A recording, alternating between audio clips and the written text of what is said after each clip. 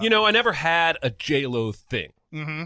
But oddly, the single most vivid sex dream I've ever had in my life was with J-Lo. Really? And I was her kept boy up in the penthouse, and she would go do interviews and just come back and...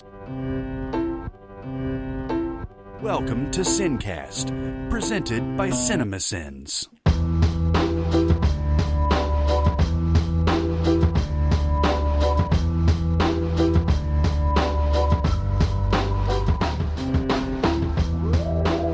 All right, everybody, welcome to the SinCast. This is Chris Atkins from Cinemasins, joined as always by the voice of Cinemasins, Jeremy Scott. Whoop-ow! Whoop-ow! Mm-hmm. That was a Whip whoop-ow. crack with your whoopee tail. From Music Video Sins, we have Barrett Share. Yes! Whoop-ow! And from all the things, Aaron Dicer. Idly host, Today, we're going to be doing another installment of the best of the years we've been alive, and this will be 2019. 제시카 외동딸 일리노이 시카고 거선배는 김진모 그는 이사촌. I am inevitable. Eat shit. Eat shit. Eat shit. Smug smile. Definitely eat shit. Nothing makes sense anymore. Yeah, I know. It's definitely not a good time to be a Nazi. Do you know how many girls are going to be up your vagina next year? Every time I come to visit you, you're going to be scissoring a different girl. Yeah, baby. So I'm gonna go. We did this the first time ever. We have did some prep. I know, we actually organized here. Thanks to Aaron. Instead of like writing down a list of like, I think let's mention that one. Fuck it. We narrowed this list down to top box office, award nominations, and then we threw in some wild cards. Mm-hmm. So this won't be like the big comprehensive, we don't have any time to do this type of thing. So I'm going to go up and down this list. I'm not going to go in any particular order, but I'm going to make sure that we kind of get to this list that we're doing here. I'll start off with Avengers Endgame. That's a very, that's the populist one there that made $1 million, billion, thousand, $100 zillion of Seems some like it sort. came out 5 years ago at this point. It really does. It really does. Like, it feels like, what was it, May? Yeah. It feels like 2 years ago, this movie Dude, I've seen this movie way too many times for as little as I like it. Mm-hmm. Yeah, so that's the question, right? Like, how has your view on it progressed in that distance of time that it's felt like it's been out there? It's a wilting boner. Yeah, it gets Yeah. more average the further I get from it. Yeah. Now, conversely, does Infinity War go up? Yes. Right? Isn't that's the same thing I'm feeling too? Is like Infinity War just keeps growing in my estimation, and Endgame I'm just like, You know, I mean, it's believe me, I sat in a crowded theater opening weekend and hooted and hollered with everybody else. It was like a sporting event, and it was fun. But as like a movie, it just kind of has diminished since then a little bit. Yeah. Yeah. They yada yada a lot in that movie. a lot. A lot.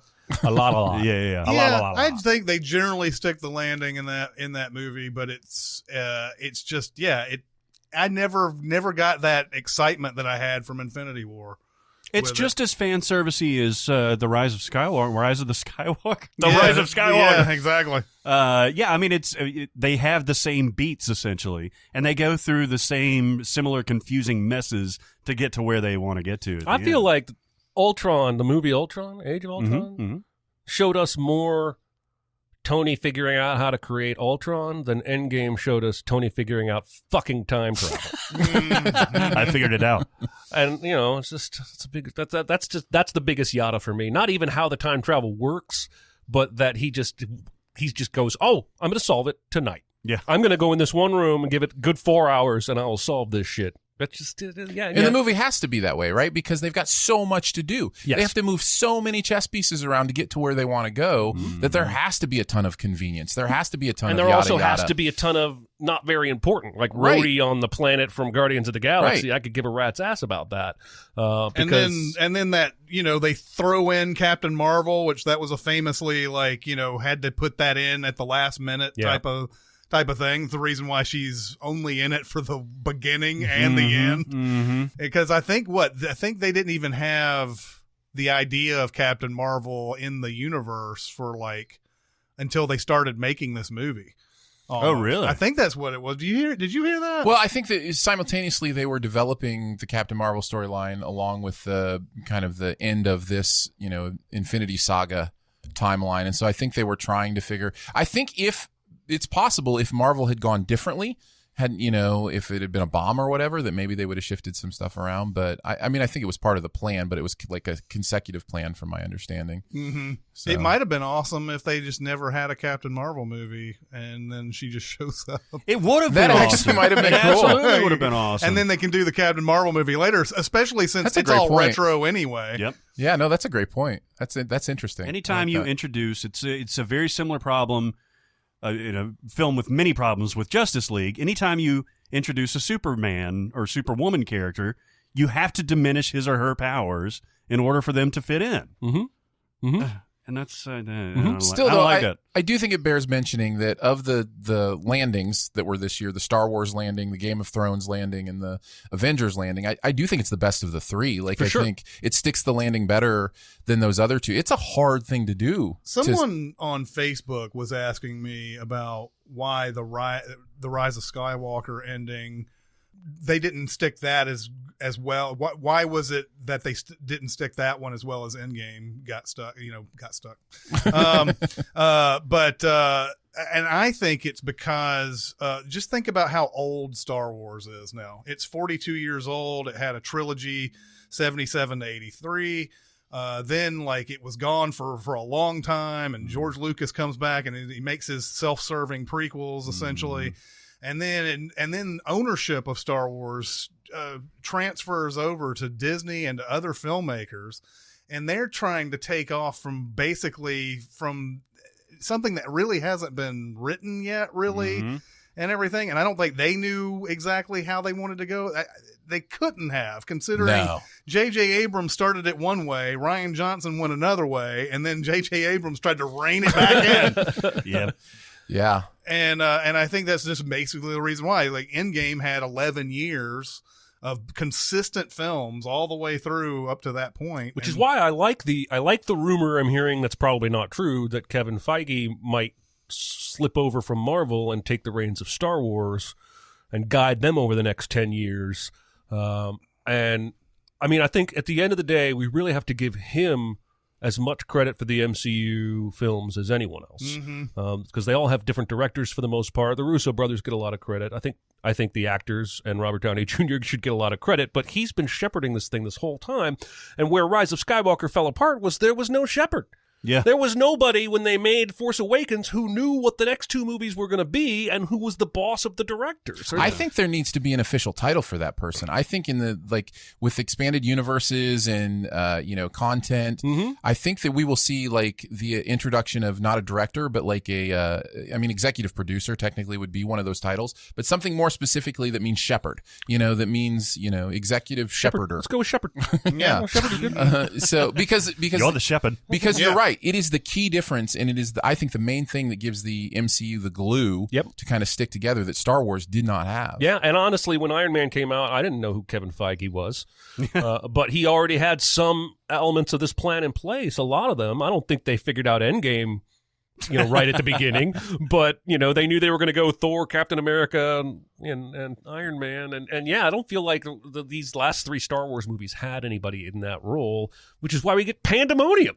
It's almost like, I bet you Rian Johnson and J.J. Abrams like each other just fine. Sure, and they could sit and have a drink just fine, but with their movies, they were kind of having a pissing match, and it was a tug back and forth, and no one really wins, and so all the viewers lose. Yep. That's exactly what happened with that. I'd love to hear the story, the behind the scenes and all that. Is there anything in development Star Wars wise now?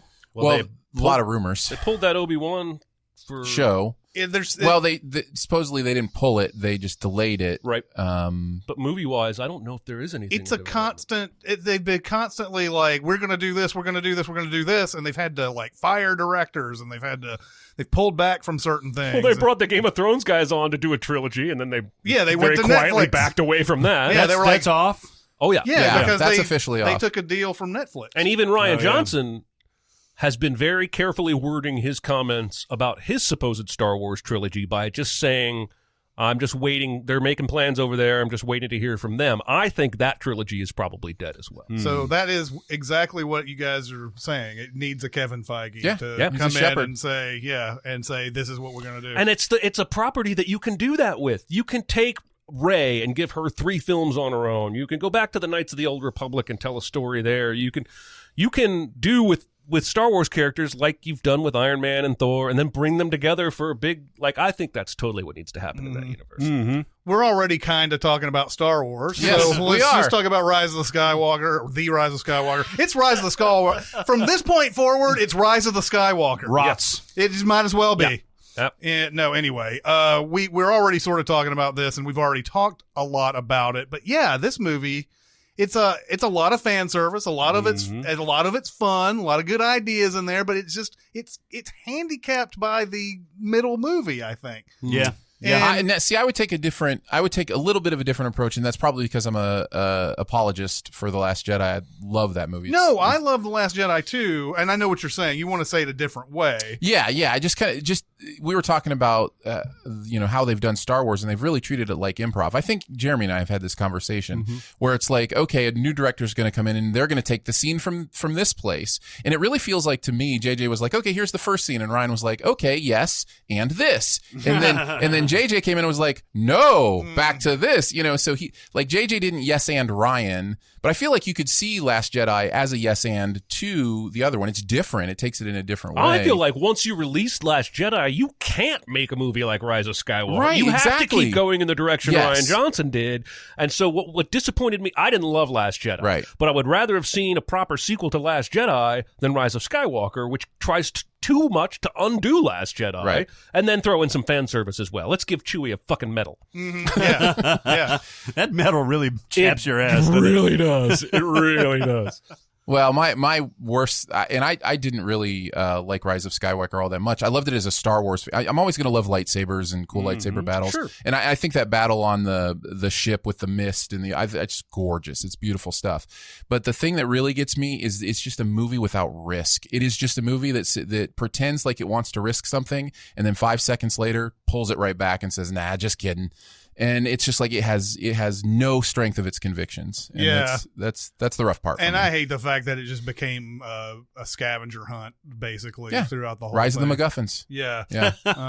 And just a whole bunch of stuff that it just didn't understand through that first and only viewing that I've had. That's also Force Awakens also has the let's put the doohickey in the dauber and find a guy like I think JJ likes those kind of because even his Mission Impossible 3 has that like massive Rabbit's MacGuffin. foot, Yeah. Well, and Alias is full of that kind of stuff. Rambaldi. Rambaldi. So- Yeah, that may just be a JJ signature, but I didn't like it. Yeah. Very much. What else we got? Yeah, it's weird how I kind of liked Rise of Skywalker, and I was just like, but still afterwards, you're just like, now that I'm standing back from those 3 movies, what the fuck is that movie? It was fun as hell to watch, though. Yeah, It was. It really was. It's a really fun movie. It might have been a nice first of the movies. Yeah. And I think Adam Driver is killing it in that movie. Like, I just think he's incredible. He and Ray both are just are perfect. I mean, they work off of each other really, really well, which is weird because they only have a few minutes of screen time really with each other. I think that Force dyad idea, the idea that they are a connected part of the Force, could have been really interesting if you've given some time and depth to planning that out over 3 movies, and what that would look like. But it almost feels kind of just like waved at a little bit. I mean, yes, by name, but I went back and watched Force Awakens recently, and you see that connection almost immediately. Yeah, it's there. And when you go back and you start seeing the signs, I don't think You mean that they had between Rey and Kylo? Yeah. And it's cool. I think, and they certainly explored it in Last Jedi, and they certainly expanded on it in Rise of the Skywalker. So maybe that was the only thread that they had mapped out all the way through. I think so. Yeah. Moving around the list, here's a movie that I did not see, Rocket Man. Rocket Man. Let's hear it, Barrett. Yeah, Barrett. You're very passionate about wanting to talk about this. So Rocket Man, I'd heard really good things about it. And I heard different things than Bohemian Rhapsody, which I don't think Chris and Jeremy and we didn't like all that much. No, it sucks. straight up biopic Bohemian Rhapsody was, and really focused on Freddie Mercury and stuff like that. And so when Rocket Man started, it is a different movie. It has kind of like hallucinatory flashbacks and stuff like that, and more of an ethereal bent to it and stuff like that. And about halfway through, I was like, I'm kind of liking this movie. And then it turns into a straight-on goddamn fucking biopic. And it pissed me off more than Bohemian Rhapsody, that at least had the balls to show we're going to do this all the way through. And fuck this movie. So what was it, do you think that, why do you, when you say like a straight biopic, Yes. like what does that entail for you? Like what are the things that happen in the last part of the movie where you're like, not this again, kind of thing? I'm just curious. Rise to stardom, too much money, too much fame, too many drugs, downfall, recovery. But isn't the story, like, I mean, isn't... Yes, but Okay. but I thought they were going to tell it in a different way. Same way I thought that Bohemian Rhapsody was going to tell the story of Queen and not Freddie Mercury. Right. They decided we're going to go more emotional and all that stuff, which is fine for some people. I don't like it. We've seen it all fucking before, and I thought this was going to be a different take on that sort of story. So here's what I liked about it. I liked the things that I found different about it from Bohemian Rhapsody, which I also did not like, similar to you guys.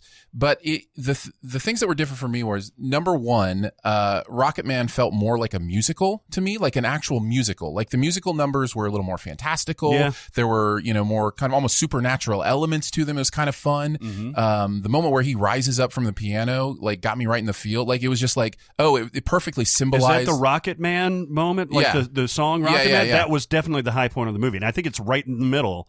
And after that is where it falls off for me. And then the other things are, I think it treated Elton John with so much more humanity than they treated Freddie Mercury with. In the Bohemian Rhapsody movie, Freddie Mercury is just a pawn for everybody else around him. Yeah. In Rocket Man, Elton John is the actor. And when he makes mistakes, when he makes choices that bring him down, like we've seen that story before, sure. But when he makes those choices, I felt like it let him have ownership of those choices and then made the resolutions more powerful. And I didn't feel that in Bohemian Rhapsody. So those are the reasons, like, if I were talking about it with you and others, I would say, I like it better than Bohemian Rhapsody because it feels more authentic. It feels more honest to me. So, was Harlan Williams good in it? Yes. It's my favorite Harlan Williams. There are even people old enough to know that movie who don't even know that movie. He's got the whole world. We discussed it. I think when this Rocket Man came out, about that Harlan Williams one that came out in the 90s. I saw it. You saw it? I saw it. I did not see it. I absolutely saw it. Remember seeing the trailer a bunch, though. Yeah, man. Sounds Harlan right. Williams. He's probably more famous for that Something About Mary hitchhiker role. He invented 7-minute ads. He's in Half-Baked, too, right? I think he is. Then we have, and this is one of many Netflix movies that came out that made a huge impact, but Dolomite Is My Name, which probably should have gotten more Oscar consideration, I think, especially for Wesley Snipes. Boy, but this movie's great. You can't see this Wesley Snipes performance coming from a mile away, can you? No. Never seen anything like this from Wesley Snipes. Mm-hmm. And I've never seen... It's such a weird character, and I guess he's playing a real person, so I guess this person existed, but it's flamboyant, it's effeminate, but all about the ladies. He's a drunk. He's an auteur, but he's not. It's so good. Yeah. It's so good. And as sort of a feature of Eddie Murphy coming back as well, because we're going to see this, and he had his Saturday Night Live appearance, and Coming to America 2 coming out next year or this year. Who knows? It might be good. It might be. You never know. Yeah, you never know. You never know. What was the movie that was about the room, about the making of The Room? Disaster Artist. Disaster Artist. This to me is the better version of Disaster Artist. Yeah. This to me feels like the idea of let's all get together and make movies, even though we're goofy and don't know what we're doing, but it's going to be the kind of movies we want to make, kind of thing. And this is the version of that movie that I felt like I was connected to the characters and I was with them and made sense to me. So, well, the movie that it reminded me of, and then later I was reminded that the writers of Ed Wood wrote this. Oh, really? Yes. Yeah, and I was reminded of Ed Wood all the way through this. I felt like it was the exact same sort of circumstances. All the, they don't have any money. They're trying to shoot whatever they can. Like one take is usually good enough. But just it's just a fun movie, man. It's so fun. There's two moments in this movie that stood out to me. The one where Wesley Snipes is his character is big time in him, and Rudy Ray Moore. He's like, I have no ego about this. If somebody tells me to move a box, I'm gonna move that box. If somebody gets hungry, I'm gonna make them a sandwich and stuff like that.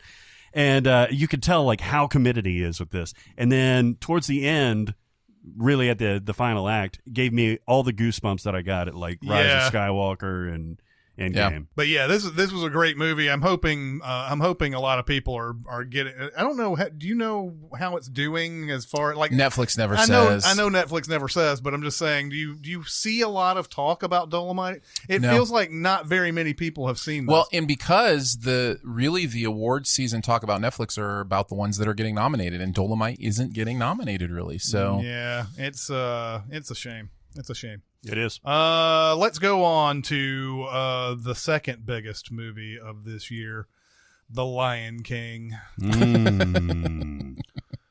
Is there anything new to say about There's nothing new to say about this movie, right? No. This movie had nothing new to say about this movie. Now they're going to do Bambi. Like, yeah. Well, and that's comparable in what I think is the most important way that this movie failed, which is you took the expressive art of hand-drawn animation where you could make animals actually emote, and then you handcuffed it beyond realistic animals that cannot emote. You can't anthropomorphize animals that are realistic. Right, and so Bambi's going to do the same thing, right? Yeah. Thumper as an actual rabbit is not interesting. It's not cute. No, and it's the same with... this is just... the problem is... Disney isn't making these movies for us. No. And they're not making these movies for anyone older than us. They're explicitly making these movies for people 25 and under who probably haven't seen a lot of these old originals, or at least don't have the attachment to them. Now, this makes a certain amount of business sense to me. I remember when Little Mermaid, Lion King, Aladdin, when they were with Disney's animated renaissance, right? I personally, at that point in my life, had not seen Black Beauty? Not Black Beauty. That's Black Cauldron? No, what's the Black Cauldron? Not Black Cauldron. The one that we sinned on the... Sleeping Beauty? Sleeping Beauty. Black Beauty, Sleeping Beauty, Cinderella. I hadn't seen a bunch of those. Snow White. I certainly hadn't seen them all the time. When I went to college, I watched Aladdin every day my entire freshman year. Every day. Oh, my God. So, but I guess what I'm saying is if you think of people 20 years younger than us, they don't have that attachment to that Lion King and that Aladdin, and they're probably more fucking... I mean, Lion King made $1 billion. Yep. There's a reason people are going to see it. It's lifeless. It's soulless. It's unoriginal, but there's a good business reason for it. It's like when the Colts cut Peyton Manning. I understood. Exactly like when the Colts cut I understood. Peyton. It just breaks my heart. I'm trying. It's impossible to watch this movie without if you have watched that first one so many times, comparing it to that one. Right. And I don't know what you're supposed to do in that situation. Are you supposed to say this movie is exactly as good as that last one that came out? If I didn't know that other one existed, this would be perfectly acceptable. I would love this too. Well, it's like we summed up in that one sin that said you made another animated movie. It's like Disney saying we figured out how to draw better.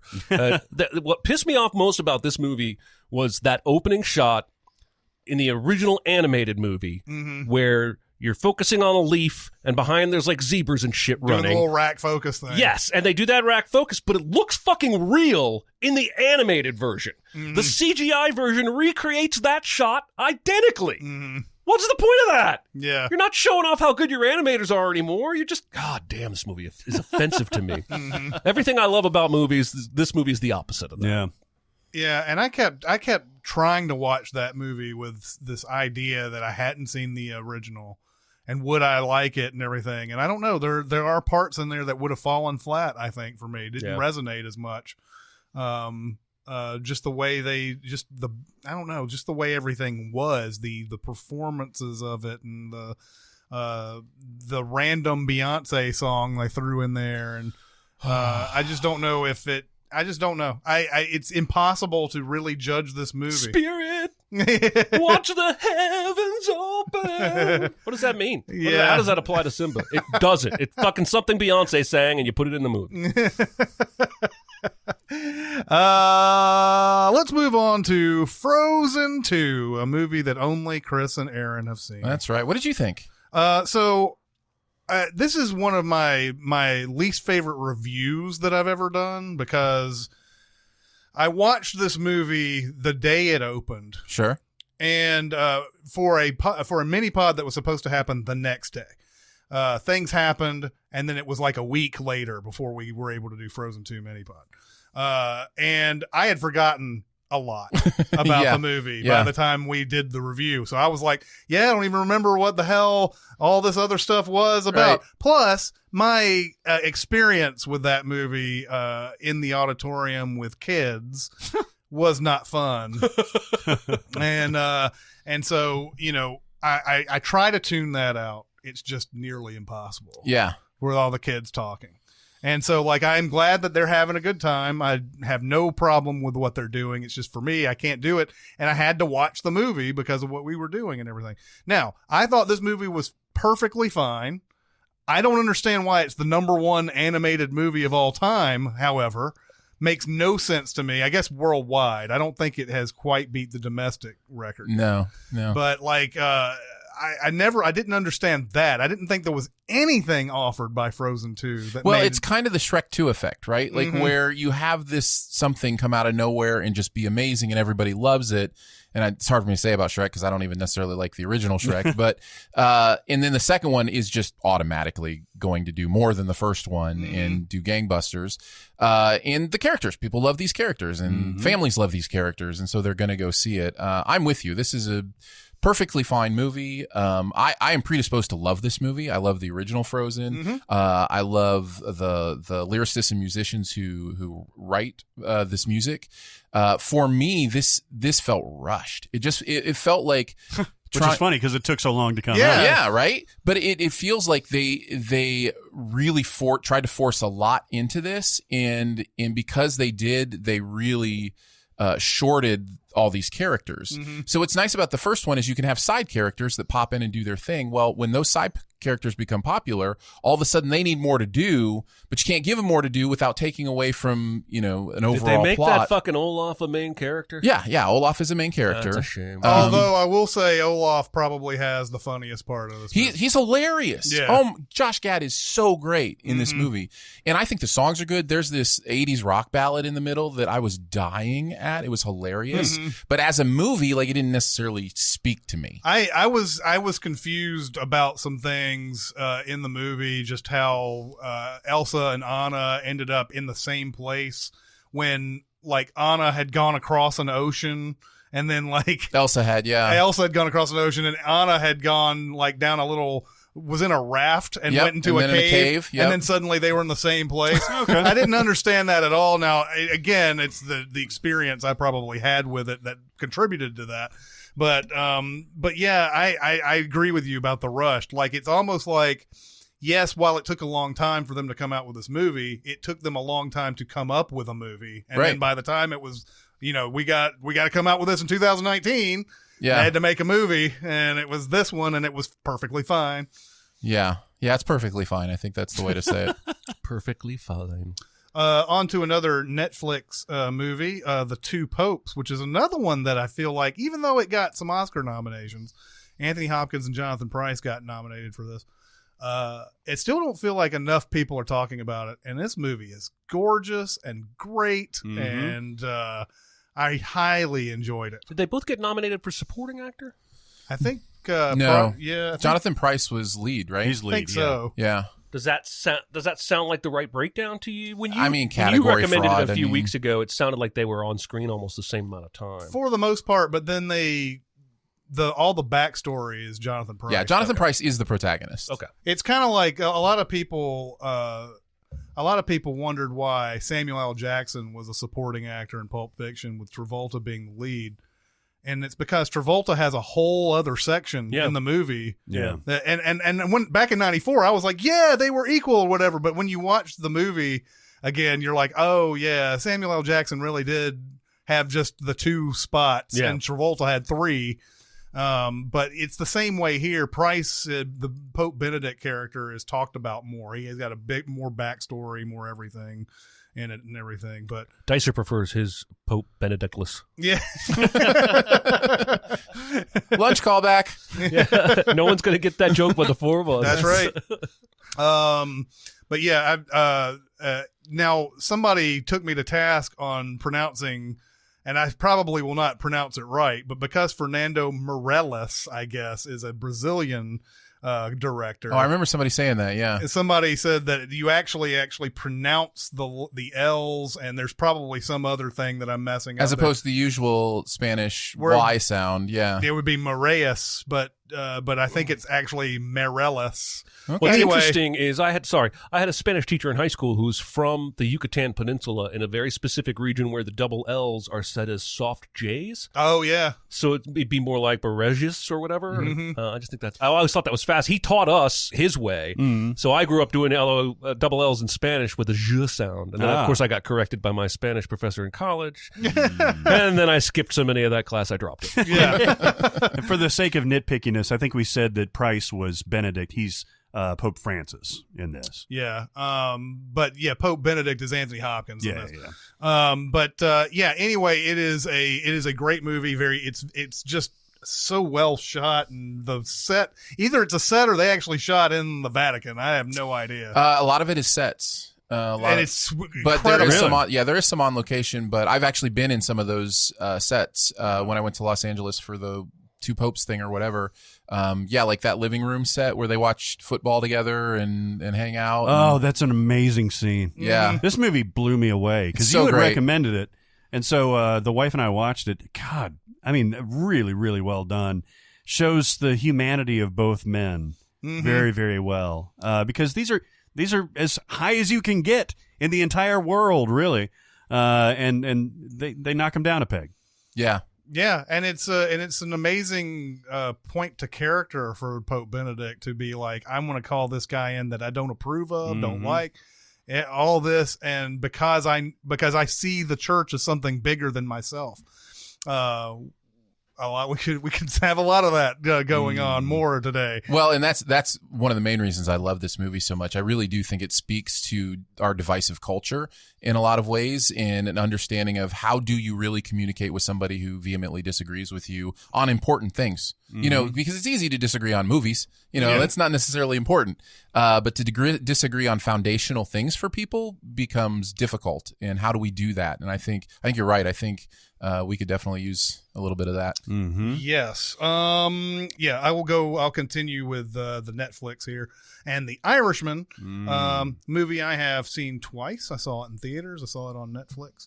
I very much enjoyed this movie. It's not in my top 10 for the year. Yeah. It's weird because when I think about it, it's devalued over time, but I did enjoy it. Mm-hmm. Yeah.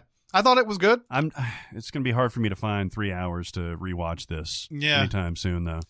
So it's one of two experiences I had this year with directors playing in areas where, for the first time, I enjoyed it more than had the counter opinion of not liking movies that people like. That was a long way to say.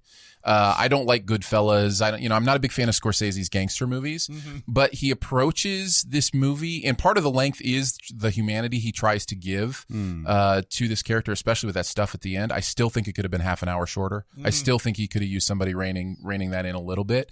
But I found this movie to say all the things I wanted those other movies to say that I felt they were flippant about. And so, the idea of the excitement and interestingness of what it means to be a mobster is balanced with actual human consequence in this movie in an intentional way, as far as what I saw. So I really did like The Irishman. I don't love it, but I really do like it.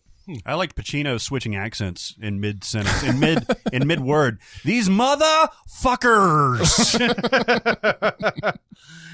Fucking Pacino. But yeah, it's oddly enough, it may have to be another movie that long time down the road I'll have to watch again and be like, oh yeah, I missed the genius of this the first 2 times I watched it. But like I said, I liked it. It feels like you say something, you're saying it's a negative thing when you're not like, yeah, this was the greatest thing ever. But I just thought it was perfectly fine, perfectly good movie. Not Scorsese's best. It's got some moments though, man. Like it does. There are some big scenes in this movie that are really compelling. Mm-hmm. And yeah, I enjoyed that. Hey, there's also compelling scenes in the blue and the gray, but I'm not going to watch all 24 hours of that. Actually, there's not anything compelling in the blue and the gray, by the way. Back to some blockbusters. We have Toy Story 4. Just as a side note, I feel like there were 100 movies that had carnivals in them this year. Ooh. Toy Story 4 had a carnival. It Chapter 2. Shazam. Us has a carnival. Euphoria is a TV show, but it had a carnival. There were a lot of carnivals. Shazam had a carnival. Yeah. So a lot of central carnivals, like carnivals that are kind of central to the. That's interesting. Yeah. Yeah. There was a ton, and that kid from It was in Shazam as well. Yeah. Oh, yeah. So like, I don't know what it was. If it was just sort of, it's probably just a coincidence. But I think I was watching Shazam and going, man, it seems like every movie ends up in a carnival. There's even a carnival at the end of 1917. Yeah, exactly. Amazing. The whole World War was a carnival. Okay, so Toy Story 4, I think, made tremendous leaps in animation and everything. It's gorgeous to look at. I just don't know if I like the story too much. What the fuck? Jeremy and I don't think have seen it. Have you seen it? I have no, and I will eventually. This is not one of those movies like Gone with the Wind that I just don't want to watch ever. I have no desire. Zero. I don't care. It's a wimpy fuck movie. I have experienced these characters as much as I desire to. You go ahead and make your billions. I don't give a shit. You can demonstrate leaps in artistic computer graphic ability without making entire movies that are pointless. Yeah. Lion King, Toy Story 4, looking at you. Good Dinosaur. Good Dinosaur. Good Dinosaur has some amazing animation in it. Did it make a ton of money? Toy Story 4? Oh, yeah. Yes, it did. Yeah, it made a lot. I think all the Toy Stories always have some new message about growing up, right? This one is... So it's kind of about parenting in a lot of ways. Yeah, it's about... I think it's parenting, and it's also about, I guess, letting go. Yeah, empty nest. That's what I mean. It's about that empty nest thing where it's like, oh, my job's actually done. Like, how do I deal with that? How do I deal with a world where my world is completely changed, not by something I'm choosing to do, but something I'm choosing to let go of? It's I really enjoyed it. That's probably not a surprise. I think all 4 Toy Story movies. I think it's insane the level of greatness that they've shown in 4 movies in a row. Like, you just don't see that I just happen. want them to slide some of that greatness around to these other movies. Well, they do, right? Coco was great. Inside Out was great. Like, they're still making great original stuff. I mean, I know I haven't seen any of the trailers, so, I know you're worried about Onward. Onward looks bad. Yeah. But what about Soul? Like, Soul's also coming out this year. So, but... they're still making original stuff. It's not like they're putting all the Pixar eggs in the sequel basket, right? So feels like I just think about all the hours, the hundreds and hundreds of hours of talented people that went toward a 4th Toy Story movie instead of something new. And we're never going to get that movie they didn't make because they made this one. I mean, but it results in hundreds and thousands of hours of enjoyment for lots of people, right? But not for me. That's true. Wait till they make the sequel. You haven't seen it. You don't even know that yet. Maybe But the point is, until I've seen it, it has not produced any enjoyment for me. That's true. Yeah. I think this is the last of the Netflix's Marriage Story. Woo, baby. Yeah, Ooh Baby's right. This is really good. This is a performance piece.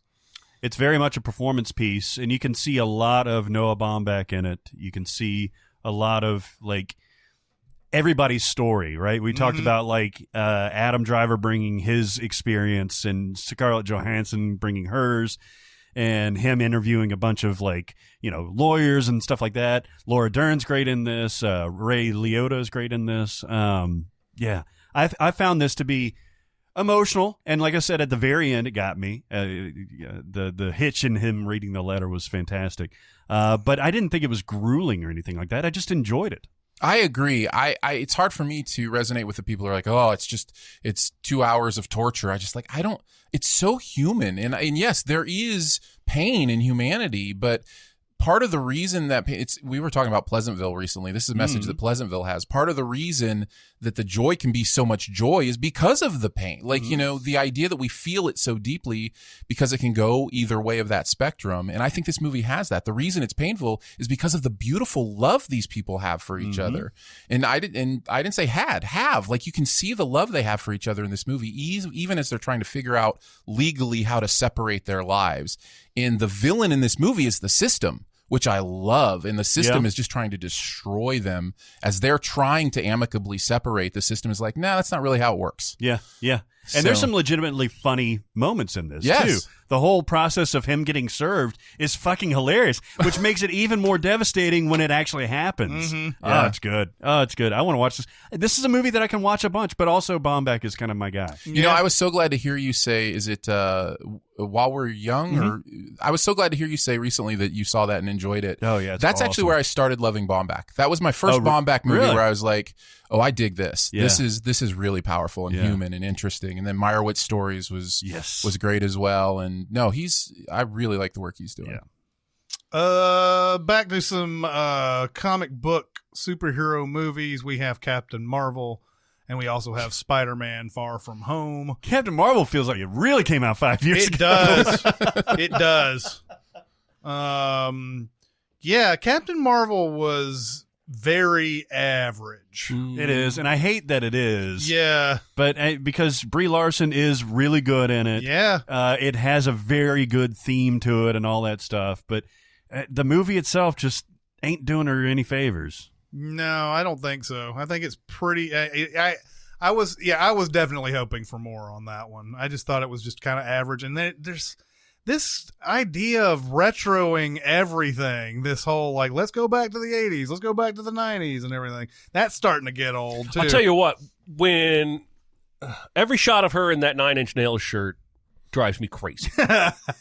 Because it feels like what? I am a large fan of her in that 9 Inch Nails shirt. Oh, I see what you're saying. I understand what you're saying, I'm not talking about visually. I'm talking about, like, the Blockbuster stuff is pretty bad, but that 9 Inch Nails shirt was just like we got, everything has to be, it's got to go 90s. We got to go 90s. Let's do, it's the 90s. Do the 90s. Put her in a 90s shirt. N-I-N. Only one N is reversed. Everybody will know what that means. Yay. And it's just not, that's not filmmaking. That's just, you know what I mean? VH1 I Love the 90s is what that Exactly. is. I love the little things that piss you the fuck off. What's funny is that most people misunderstand about me is the big things don't really bother. the little things just get under my fucking skin. Yeah, I don't know what else to say about Captain Marvel. Would you say it's middle of the road MCU, or would you say it's lesser MCU?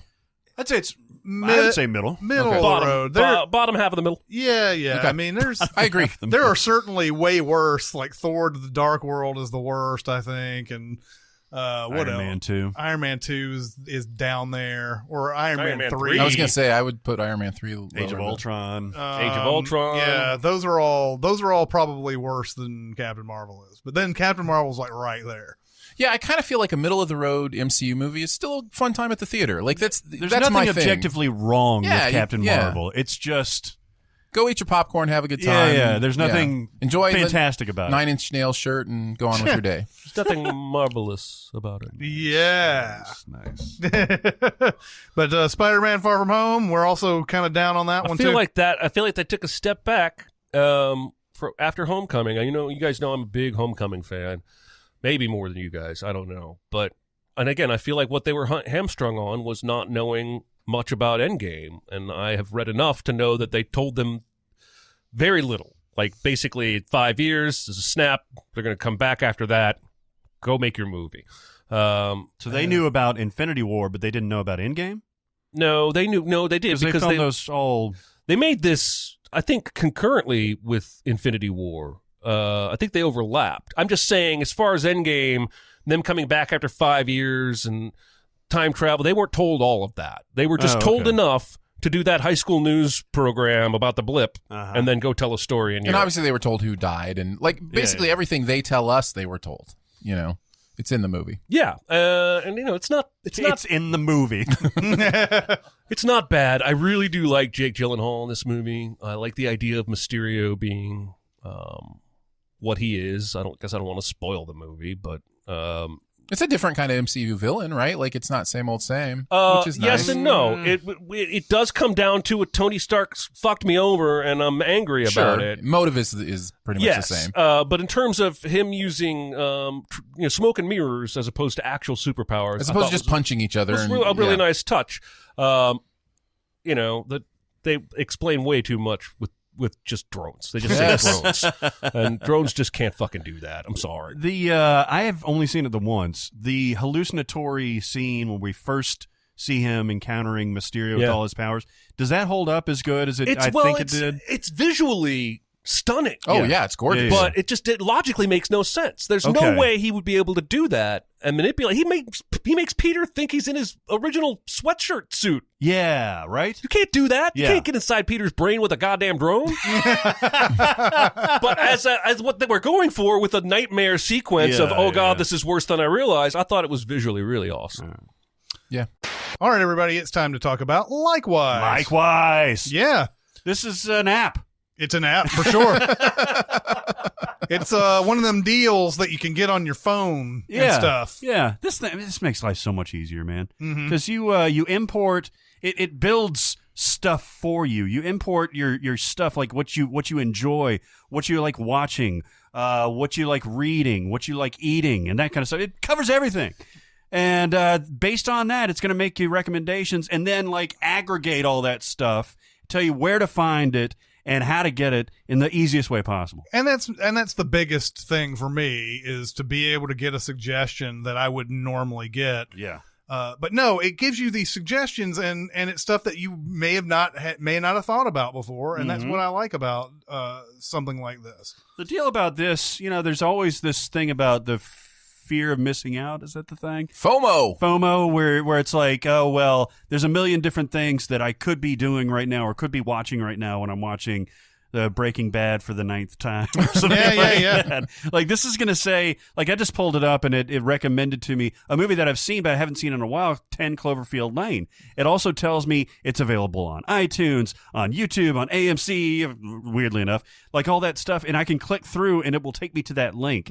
Like, this is convenience all put together in an actual app. Yeah. That was my favorite part when I loaded it up, was the fact that I knew it was going to tell me other things I might like. I didn't realize how it was going to make it so easy to go find those things, which I really love about the app. And you also mentioned the breadth of things that it will help you find other things you like in, which I thought was really cool too. So, yeah. Yeah, especially if you're in you'll import in the restaurants tab, like you'll import what type of food that you like and that kind of thing. And if you're in a different city or something like that, and you're certainly not as knowledgeable of where to go, that will be really nice. It'll recommend a restaurant. You like Mexican food. It's over here at this carnitas place. This is the kind of app that if the technology were available, you'd push the button, the food would be right there in front of you. That's how simple it feels with the other thing, right? Like if that technology were available, Likewise would do it. So go to the Google Play Store, the place where you access Android apps, and go there, Aaron. Okay. Go there and you've already done it. But you, listener, if you've got one of them Android things, go to that and download this Likewise app, and it will change your life. It's fantastic. If you're an iPhone user, like Chris and I are, go to the Apple D App Store and download the Likewise app, and it will change your life in that way. And if you're on the interwebs and you're on your laptop or your tablet or your thing that connects to the internet, go to likewise.com/SinCast. And let them know that we sent you and all that stuff. It's free. It's a free download. We just really dig it, and we know that you will too. So get Likewise right now. Jojo Rabbit No Barrett is wanting to talk I about love this. JoJo. Get out Yeah. right now. It's too late for you and me. She just won her first Grammy. Did she really? She did. For what? I don't know. But that song I just sang was like 20 years That old. was a long time ago. I didn't even know she was still making Oh, yeah, music. she's Yeah, still I doing think she was like 14 when she did that one. Oh. Yeah. Leave! You leave. Yeah. Get out right now. Yeah, that was like 2002, I think. I'll tell you what, I was not ready for how excellent this movie was. Mm-hmm. I had heard good things, but I was not ready for how amazing the child performances are across the board. Both JoJo and the girl, I forget her name, and his buddy, who's basically like a Ned almost. Did you see in our in Critics' Choice Young Performers category, we nominated all three of them? Oh, really? Yeah. Oh, my God. They are amazing. And you had mentioned that Scarlett Johansson is a different type of Scarlett Johansson in this movie, certainly different than A Marriage Story. Mm-hmm. I found her absolutely amazing in this movie. Mm-hmm. I thought she played that character so well. And this has a moment in it where I literally shut my DVD down and was like, "Oh shit." There was a moment where I had to just step back and go, "Oh shit," and walk around the room for a while. I think it's the most interesting part of the movie, and I think it's the part of the movie that makes or breaks it for people. Mm-hmm. I think that moment in the movie Breaks it. How would it? Absolutely, because it breaks the tone. Like there's a tone. If you put yourself into a certain tone in that movie and you misunderstand what the movie is doing, that moment breaks it for you. I see. I could see that. Yeah. Yeah, and it totally made it for me. Yeah. This is one of the most certainly the most unique movie that I saw all year, and it's one of the most surprising movies. And it's one of the ones that is closest to my heart for whatever it hit me right in the feels, as they say, like emotionally, it really, really connected with me. Yeah, yeah. Taika Waititi's doing a good double duty here. He plays. He's hilarious. He's hilarious as Hitler. Mm-hmm. But it's a little boy's representation of Hitler. That's I think that's the magic trick that's sort of being done there. Because if it was actual Hitler, you would be like, what the fuck's going on? Yeah. Yeah. I'll tell you who's secretly amazing in this is Sam Rockwell. Yeah. And it's actually him and all of his like glory and all that stuff is in the trailer. But when you see it in the movie, I had forgotten that he did that. When you see it in the movie, it's absolutely hilarious. You will crack the fuck up. I was surprised by every part of this movie. I fucking love it. I had a really good experience with it as well. It has grown on me since I've seen it. I did struggle with the tone disparity a little bit, but I actually think he does pull it off. And I think when I watch it again, I'll be able to sink into it even a little bit more. I think it's a phenomenal film. We talked briefly about people who are not making Star Wars movies anymore, but the new rumor is that they're trying to get Taika Waititi. Yeah. Hey, I think he can do literally anything at this point. Yeah, I think and so. I love everything that I've seen with him. I haven't seen Hunt for the Wilder People yet, but What We Do in the Shadows is great. Obviously Thor Ragnarok. This is fantastic. He's good to go in my book. I would highly recommend watching Hunt for the Wilder People. I am going to That's this week. an excellent movie. Scarlett Johansson, the thing that I found different about her was that she actually has some like sense of humor. Oh yeah, that seems to be missing from a lot of her roles. You know, especially like Marriage Story and all the Black Widow stuff. And she's always, I don't know, just a little bit. She's always the serious character. I think maybe the last time I felt like I'd seen her in a comedy, like in a comedic role, was Ghost World. Maybe. Yeah. And it was good to see her getting back to that in this. That whole scene where she's at the kid sasses her basically at dinner and wants to see his dad. That whole scene is straight out of like a one act play. Basically, that's fantastic. Oh, I love the movie. On to more originality with Aladdin. I didn't see this. You guys did. Oh wow, he does this thing where he Guy Ritchie's the time. During songs. It's the worst. Slows down and speeds up the action. So the main characters, like Aladdin and One Jump Ahead is the main egregious example. The what? One Jump Ahead? Where they're running right at the camera in slow motion, but singing one jump ahead of the bad guys. And he does it a couple different times. It's really unsettling. Guy Ritchie and this movie should never have been like a pair. I don't know how it fucking happened. But yeah, I can't believe I'm going to say this. This is not as bad as The Lion King. Okay. It's still pretty fucking terrible.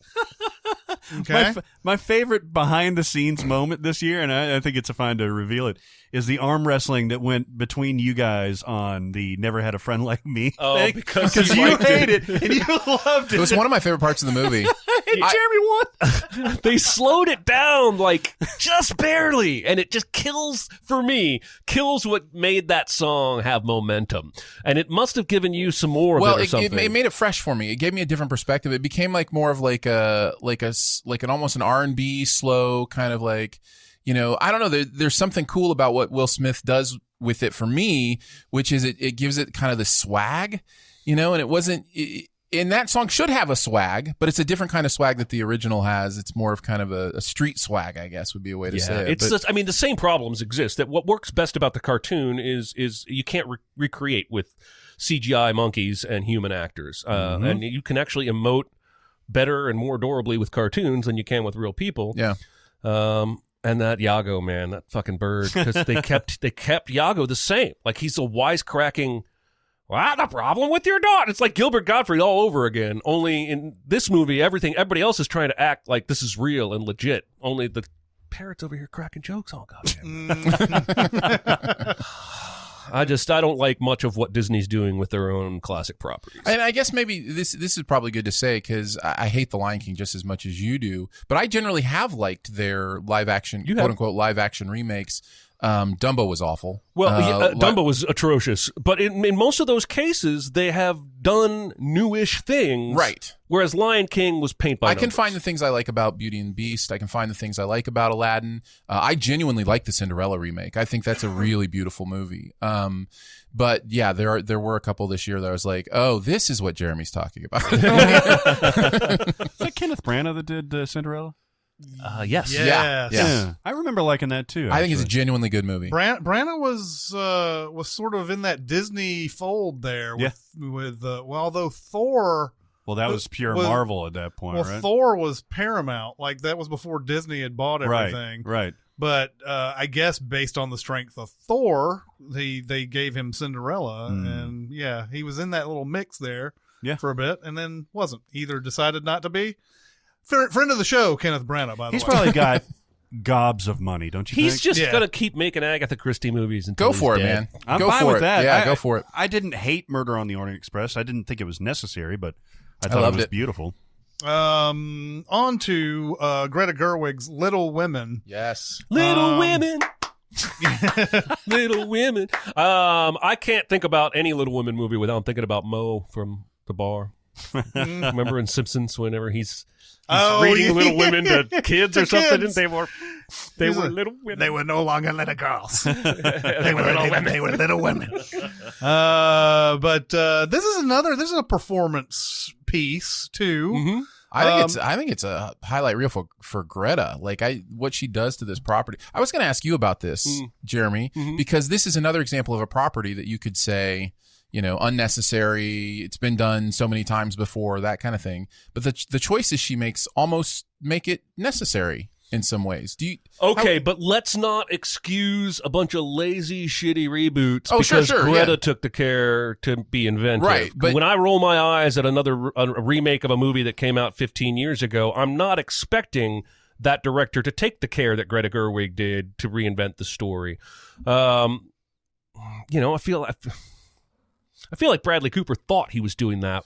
Yes. With Stars Born, but he wasn't.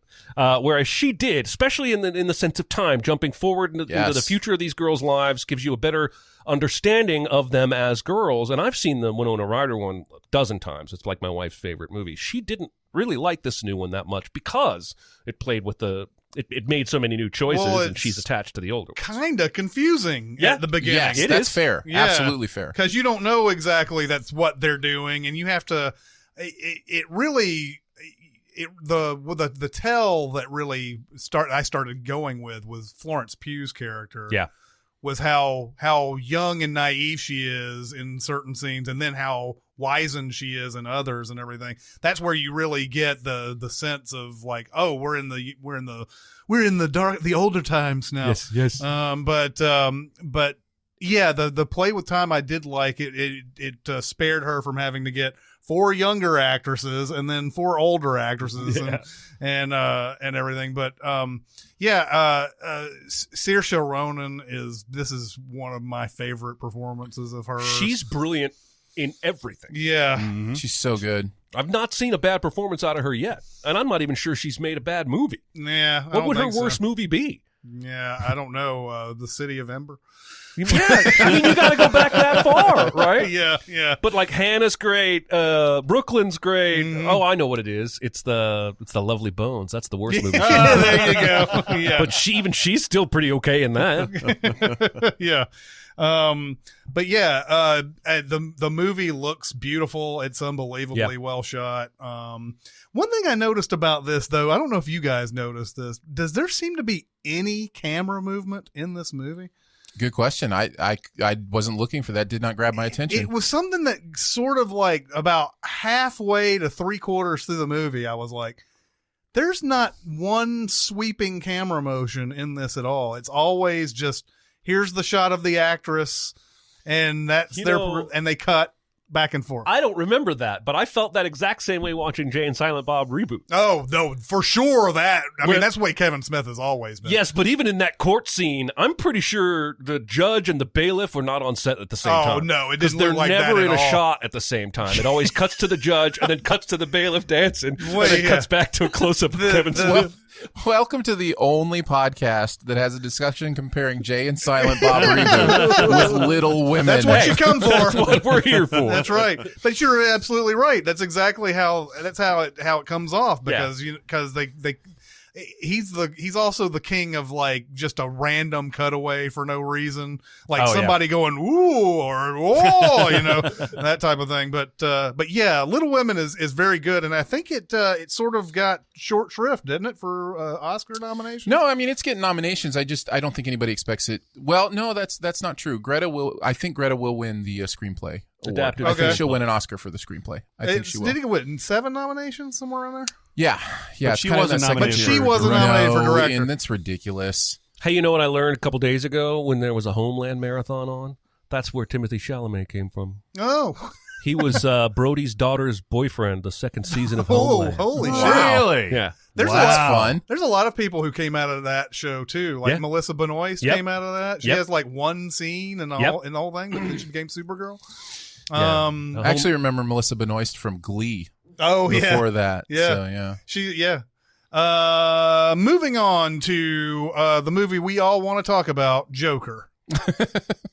And then nobody said anything.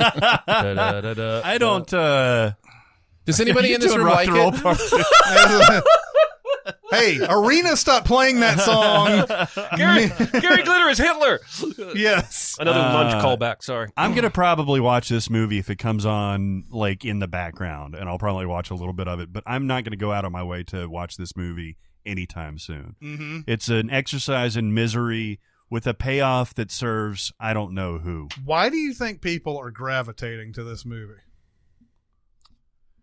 There's a reason. There is a reason. I don't know what it is, but there is a reason. I think the performance is. I mean, there's a gravitational pull to the performance. I mean, and he's the character, and the character, I guess. Yeah, but I mean, Joaquin is doing something that is devastating. Like he is devastating himself to deliver this performance. Like you can feel it in that strange laugh. Like I mean, he is doing some interesting things here. So I think it's the performance. And yeah, I think there's a white male rage to it. There's a white male rage, but there's also a anti-rich vibe running all across America. Mm-hmm. Well, yeah, eat the rich is a huge theme this year. Yeah, and that I think is as much to do as any of the white male rage stuff. The reason. Never mind. It's Joaquin's performance is great. Film looks amazing. Decent pedigree. De Niro's in it. I just said the reason it's so disappointing for me is I just think the Emperor has no clothes. Like when I hear people talk about the Emperor's beautiful clothes. I'm like, where is it? Where's the message? I don't. It's so empty. This movie is so empty of saying anything. And then the filmmaker and many people involved with it have tried to change your mind about its emptiness and tell you just didn't get it, which is only more infuriating. It also robs, for me personally, as a Batman comic fan, it robs the Joker of his laugh by making it a nervous tick, like a hiccup. Well, it robs the Joker of a lot of things. It robs him of his intelligence. It does, yeah. His intelligence is gone. It paints him with the mental illness brush, but it doesn't ever get any specific. But the Joker's laugh was like psychotic. It's terrifying. Mm-hmm. And in here, it's like that. It's just awkward and makes everybody uncomfortable, and it's not like he's actually laughing. Yeah. The Joker finds the chaos he does funny. Yeah, he's not laughing because his brain is broken. Yeah. I mean, his brain's broken, but the other thing I continue to say about this movie is it came on the scene in at least from what I understood, was going to say, oh, we're going to do a quote-unquote superhero movie that's not a superhero movie. We're going to get all rid of that other stuff. This is going to be a human movie about the actual character. I think they still think that's what they made. They did. This is so a superhero movie. It's a Batman movie. They wink at so many Batmans. This is winking a nod at so... I mean, it's... But you're going to see this now. You're going to see... They did such a good job with Thanos as a villain in the MCU. And now Joker's done well. We've got Morbius coming up with the previous Joker to be a Spider-Man villain that's somehow going to be in both Marvel canon and Sony canon. Yeah, that's an interesting development. But Venom, we already have. You're going to see more and more villain-centric movies that try and act like superheroes don't exist, but they're all trading on the superheroes. Yeah. Every single one of them. What I don't understand, though, is it connected with audiences, obviously. It made $1 billion, right? Mm-hmm. I don't know why it connected with Academy voters. That's the one that, again, I just think we're dealing with a lot of people who don't watch all the movies. And so they see De Niro, they know Joaquin's performance was amazing. Tick that box. And it made $1 billion, but it's an art film. The one thing about this movie that is probably the most poignant is the thing that they just sort of write off pretty quickly, and that's the government funding towards mental health, which is the sort of the debate that we've been having with mass shootings and things like that, where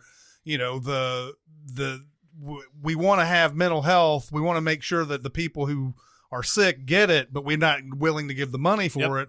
So it's they don't really explore that. They just say, well, this is what's happened. And that's the reason that this motherfucker does what he does. Yes. And he even says that's the reason that he does what he does. Yeah. And listen, had it been in a more nuanced hand, maybe I could buy a little bit of it, but not the way it's presented.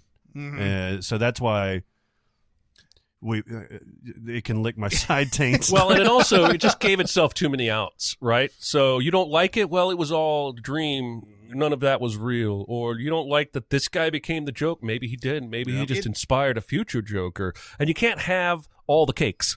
You got to eat one of them fuckers. It just feels... That's how that saying goes, right? Yes. I'm pretty sure. Yeah. Marie Antoinette said that, I think. Yeah.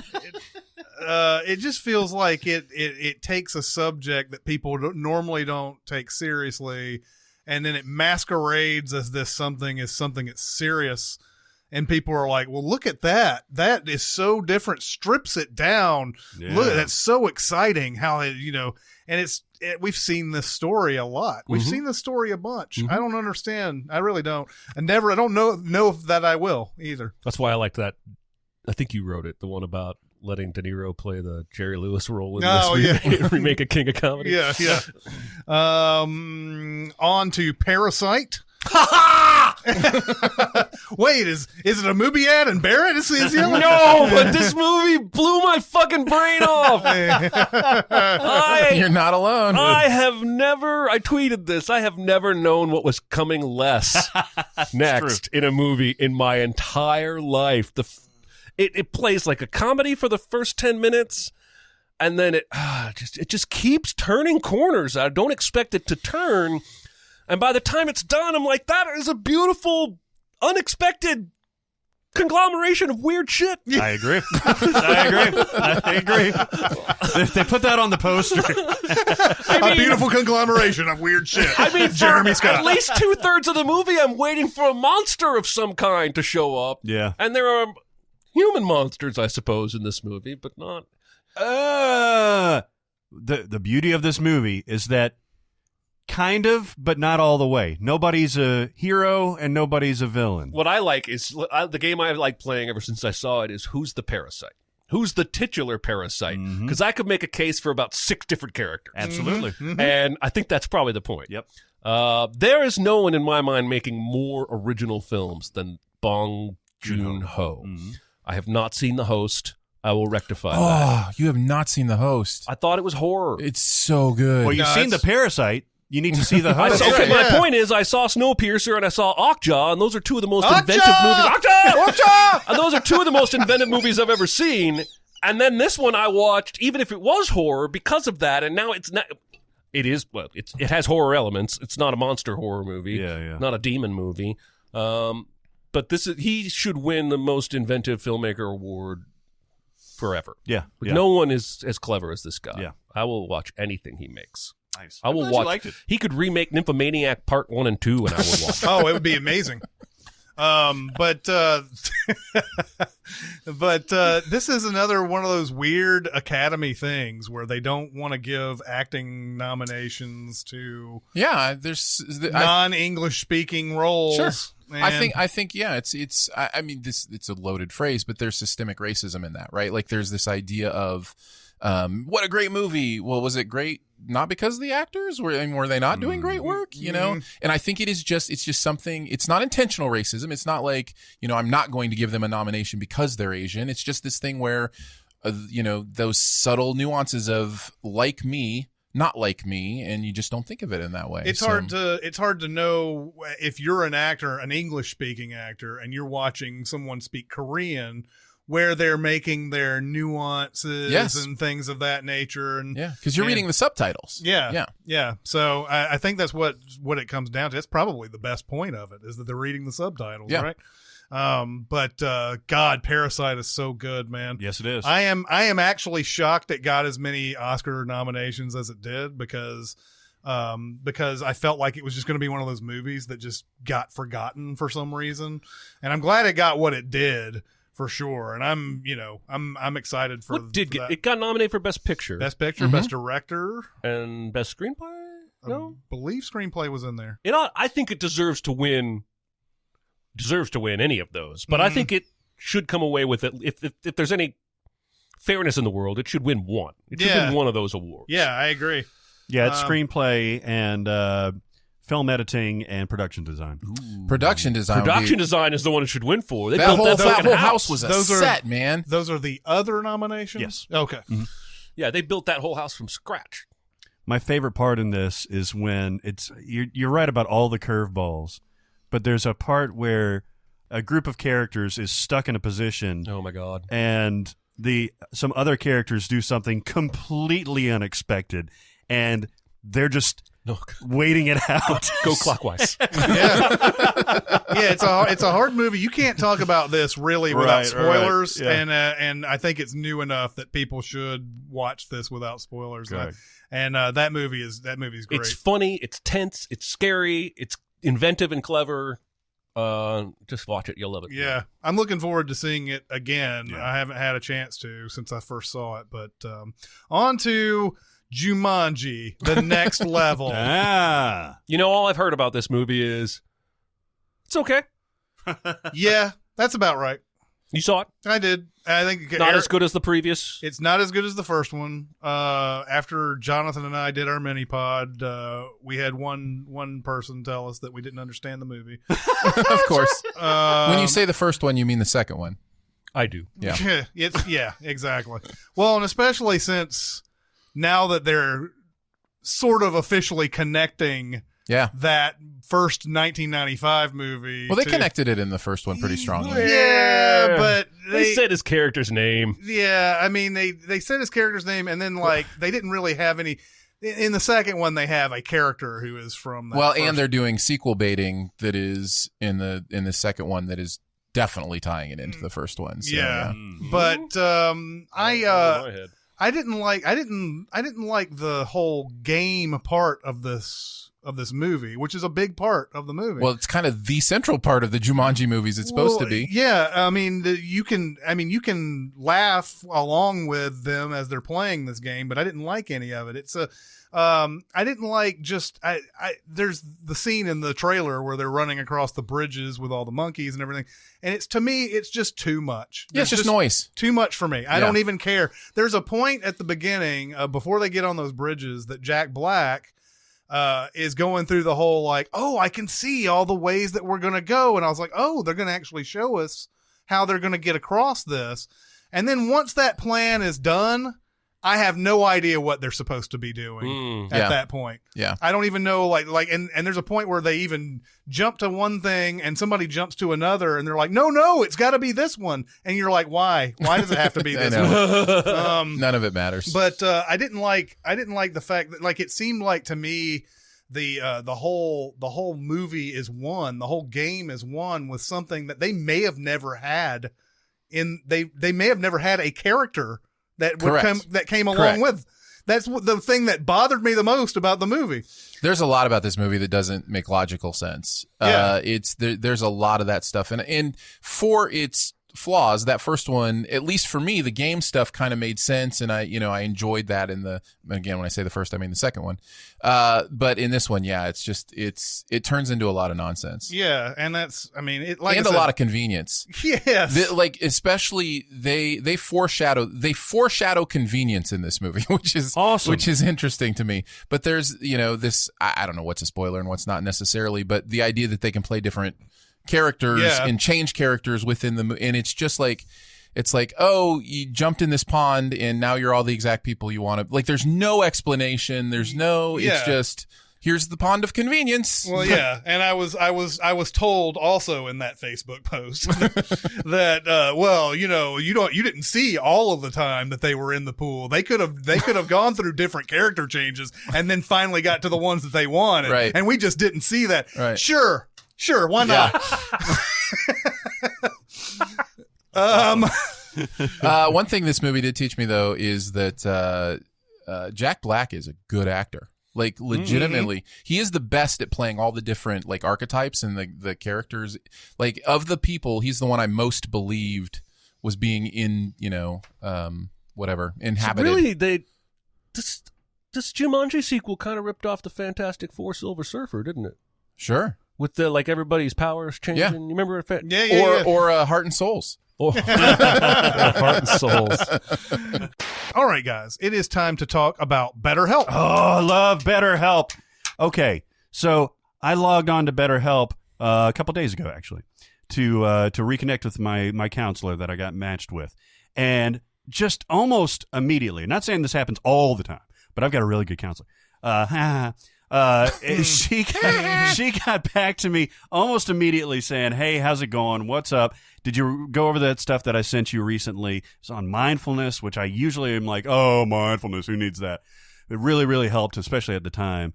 And all that comes from going to this counseling room on the BetterHelp app or the BetterHelp website, and it couldn't be more convenient. So BetterHelp is an online counseling system where basically you log on, go to betterhelp.com/SinCast, and they will direct you on how to kind of get started in your experience. It'll ask you a few things about how you've been feeling, what you want to focus on, where you live, that kind of thing, and just kind of get your overall experience. Doesn't take very long. Within about 24 hours or less, with me it was much less because I got a good therapist, you get matched to a counselor, and it sets up your whole meeting room. You can do appointments there. You can do texting there. You can do messaging there. And you can do your video chat there. It could not be easier. I am in love with this service, and it is something that honestly has changed many, many lives. We've heard from a lot of listeners who have done this. We've heard from them because they signed up after they heard it here. It couldn't be more satisfying for us because this is a product that we totally believe in. One of my favorite things about BetterHelp is how it lowers the barrier to entry for doing therapy. And there are many people, there are many people who don't think they need therapy. And I think we all could benefit from someone to talk to and having those. And so this is a great way when you lower those barriers to entry, for you to go, oh, what is therapy like? What is that like to talk to somebody about what I'm going through? What is it like to get help with these things that I need to process and I just don't have anyone in my life to process them with? This gives you that opportunity, if you've ever had a thought like that, or even if you're just having it now for the first time, to go there and just say, okay, let me try this. Let me see how this works. And I think you will see the benefits right away of having that in your life. So the beauty of counseling is that it sounds like a cliche. You don't have to do it alone. Because I couldn't do it on my own. I couldn't be like, oh, I'm feeling depressed. I need to work on this cognitive behavioral thing today and this and that kind of thing, even though I've been on the other side of that. So when you get hooked up with a therapist or a counselor, they will help guide you onto the issues that may help you in the long run. And couldn't recommend it more. It's BetterHelp.com if you're having issues, depression, anxiety, addiction, just really any mental health issue. Go to BetterHelp.com/SinCast. You get you 10% off your first month, which is meaningful for sure. If you feel like you need it, really, really check it out. BetterHelp.com/SinCast. We love it. We love it. On to a movie that will have no controversy whatsoever, Uncut Gems. Ooh. I still haven't seen it because I'm afraid. I don't think you'll like it. Yeah, I loved it. Barrett did not, and I think you said you didn't. I don't enjoy it. I don't hate it. I don't think I hate it as much as Barrett does, but I don't like it. I didn't. For me, I just didn't connect to it. Like the tension worked. The Safdie brothers get tension. Yes. So the idea of like it had me on the edge of my seat. It had gripped me, but at the end, I didn't feel anything because I don't think they. For as good as they are at tension, I think they don't get how to connect you to characters. Like, I don't think they get what makes characters work. And I personally thought that the way they did, especially Adam Sandler, who is a very unlikable, not redeemable character whatsoever, I thought that was their point and their effort for this movie. Which could be, but the way this movie ends is with an event that I think we're supposed to feel something, but because that's his character, I didn't feel any. I was like, yeah, okay, that makes sense. Yeah. It's tough to justify one way or the other, but I agree that if you don't feel anything for him, then certain things that happen in this movie you're not going to connect with. But I thought it was actually perfect. It was a perfect thing for that to happen. Like, and I was like getting into it. It's almost Rube Goldbergian, right? Like, it's almost like a Rube Goldberg machine. You know what the outcome is, but you're still kind of tense. Like, how is the ball going to hit the pin, and is the pin going to hit the yeah? So I get that. So Jeremy, this is Anxiety the movie. That's the thing about this movie is that it is there are scenes in this where like there's so much going on and so much like outlying danger to everything that it's just trying to keep up with it all. If you're like anxious and anxiety, you're going to feel it. You're going to be like, oh my God. Yeah, exactly. It was weird. I did not expect to like this. I thought Adam Sandler's character was just a hateable person the entire time. Yet I still was like, this is exactly what they were going for. And I enjoyed exactly what they did with it. So. I agree. This is the movie that I disliked the most, with liking all of its parts the most. Right, sure. All of the performances, Idina Menzel, his girlfriend, I forget her name, Eric Bogosian, like Kevin Garnett is really good in this movie. Yeah, he's really good. I loved every part of this. Like I said, I actually even loved the score too. Yeah. It did its job. But I'm like, I just didn't connect with anything, and made it just empty. Even beyond Adam Sandler, who is the centerpiece of this movie, the other characters feel so, to me, sidelined. Lakeith Stanfield is great in this movie when he's in it, but like, what's his deal? Like, what's his part? Like, what's he supposed to represent? It could have been expanded for sure. In the same with Idina Menzel's character, like I get her role in his life in a very paint by numbers kind of way, but like, what's her deal? What's her motive? If there's one thing about this movie I hate is that they don't really define what's going on with her at all. It makes no sense. Like none of it makes sense. Why is she so beholden to him? Yeah, we know women out there who have like dated gigantic assholes, and we're like, why is that? But in this particular instance, it doesn't work. It doesn't make sense. Yeah. I feel like they should have given more screen time to The Weeknd. They should have. You're correct. It's the real Weeknd in this. Or The Weeknd. I don't care about him.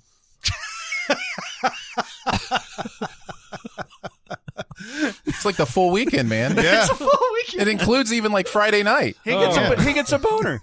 He gets a boner? He does. It's good. I still don't care about him. Yeah. It's apparently big. Yeah. Some weekends are harder than others. Speaking of boners, let's talk about It Chapter 2. Yeah, so is the problem with It Chapter 2 the book, the source material? It's not helping anything. But also, the biggest problem to me with this movie is that they feel like they're forcing the chemistry with the adult cast that they had naturally with the kid cast. And it's crazy because they've got such a great adult cast. For the most part, Ben was a little odd to me, and Eddie was Eddie was fun. But the other ones are superstars, and they just couldn't get the same thing, the magic that they had with the kids. I agree that the source material is an issue, but for me, the main issue is that in It Chapter 1, the reason I liked it, a person who doesn't usually like horror movies, the reason I enjoyed it is because it was very much daytime horror. It was very much, we're not shying away from showing you things. This is like if you were standing on the street and watched this clown take out this kid's arm, this is what it would look like, you know, kind of thing. As opposed to all the horror cliches of darkened rooms and stuff jumping out from the corners. And in Chapter 2, it was just all the cliches. It was just all the tropes. The daytime horror went away and we were back in the Conjuring universe or something. Yeah. Like, you know, there's even a sin in the Sins video where it's he's out there remembering the synagogue and all that stuff, and I was like, you like this scene? Good, because it's going to be dark for the next fucking hour of this fucking movie. Pitch black because they're in the cave for like a fucking hour. Oh God, yeah, exactly what Aaron said. It's just. It is devolved into something that's like every other horror movie at this point. Yeah, and I didn't enjoy it. I mean, again, we are. It's like I guess it's like a TV series that would try to change casts or something, like an anthology, I guess. But I don't know. It's the fact that we have spent all this time with the kids and they're so great, and now they're shitty adults. And they're great actors, but they're having to manufacture this friendship. Oh, you know, it felt like the kids probably spent time with each other before they filmed. Yeah. And whereas these guys, they were so busy doing other movies and everything else that there's no. So I haven't seen the second one because you guys were pretty down on it. Is there any reason to believe that Pennywise isn't coming back in 27 more years or whatever the fuck? Like, what do they do as adults to defeat him that they didn't do as kids? They make fun of him. Yeah, seriously. They make fun of him. They bully him until he sinks into a thing, and I'm melting, and then they crush his heart. Spoiler, including one of the dumbest insults of all time, which is "You're nothing but a fucking mummy." Oh yeah. That was great. He said it over and over again because they're hurling insults at him, like "You're a joke, you're bullshit, you're all this," and then like "You're a fucking mummy," and he turns into a mummy. Chris is like, "You're supposed to be scared of a mummy. What the fuck?" Yeah, exactly. That's what Tom Cruise hears in his nightmares every night. It is exactly what he hears. Right. We move on to a movie that only Aaron has seen. Oh. It's called The Farewell. So none of you guys got around to seeing The Farewell. It has been nominated for Best Picture, which is why we're talking about it. I think the American Film Institute put it on their Best Picture list. I think it's worth seeing. It is. I didn't love it as much as most critics did, but it is a true story, which I heard first on This American Life podcast, which is becoming more and more of a thing where great stories are coming from podcasts and hey, we got 200 and some episodes right here, Hollywood. That's right. Let's bring it on. Yeah.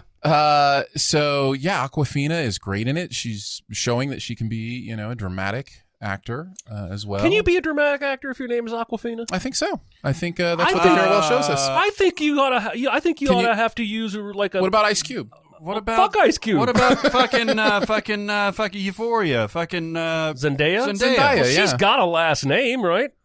Well, I'm sure Awkwafina has a last name, Nestle. She named herself after a water. I think she's got like a depth of talent that we haven't seen yet, like similar to Zendaya. That's awesome. That's a stupid fake name. I don't understand fake names. Madonna, but rappers. I don't understand why we need to downgrade her performance. Or anything I'm just being a crank. Yeah. I understand. These kids calling I themselves. understand hating the name. I just don't understand why. Like that's our focus. No, okay, fine. She's great in this movie. She can do more than whatever she did before this. I would recommend to watch. It is beautiful. It's a beautiful story. It's definitely one of those where you get to step into a different culture than yours, and the idea of lying to a loved one about their basic death sentence, based on their health, and just saying no, you're fine. But then having like a party, which is really kind of a going away party. Like it's a really kind of interesting. I didn't even realize that was what it was about. I haven't heard anything about this movie other than it's good. Mm-hmm. Yeah, it is. It's the idea of she has been more Americanized because she's it's the story of the director Lulu Wang. I think is correct. And she was called back to say goodbye to her grandmother, I think, but they don't tell her grandmother that she's dying. They throw it as like a birthday party or some other party, but it's them all saying goodbye to her, and she doesn't even know. So it's part of their culture that they lie to their elders so that they just figure it's part of the culture. Something tells me the elders might have an idea what's going on. What's this big I'm party happening? I'm 88 years old. I have a tumor, and they're giving me birthday cake. yeah. Something's Quite possible. The movie that we all saw at Sin Week, Us, Jordan Peele's follow-up to Get Out.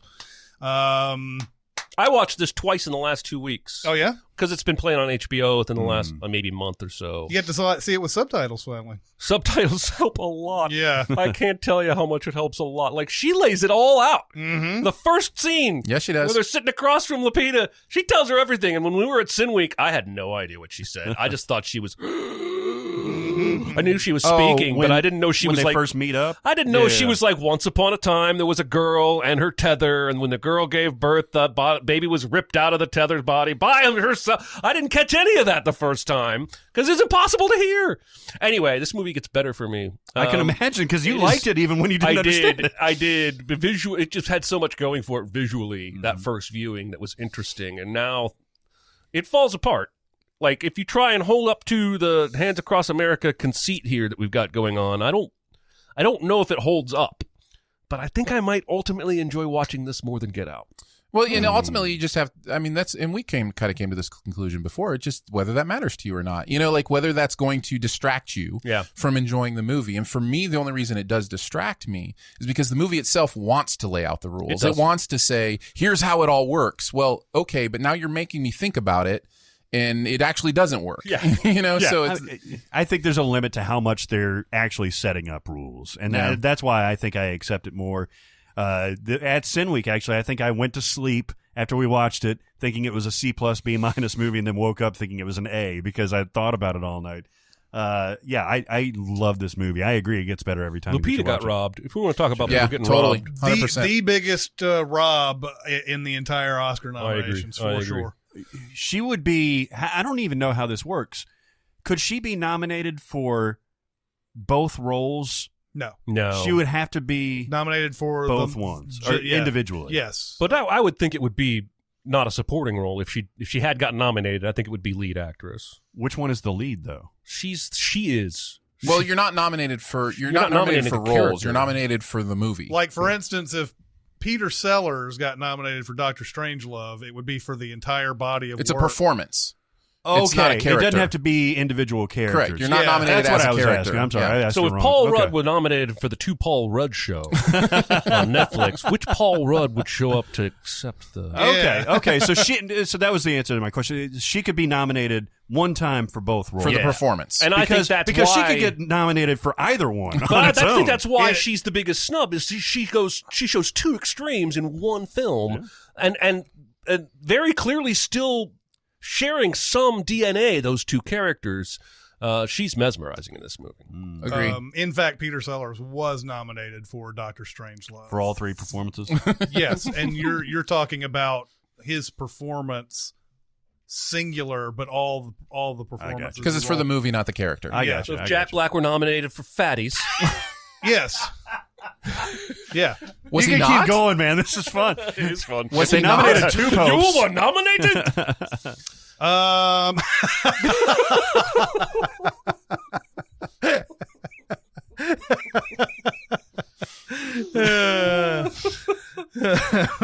On to something hilarious. Richard Jewell.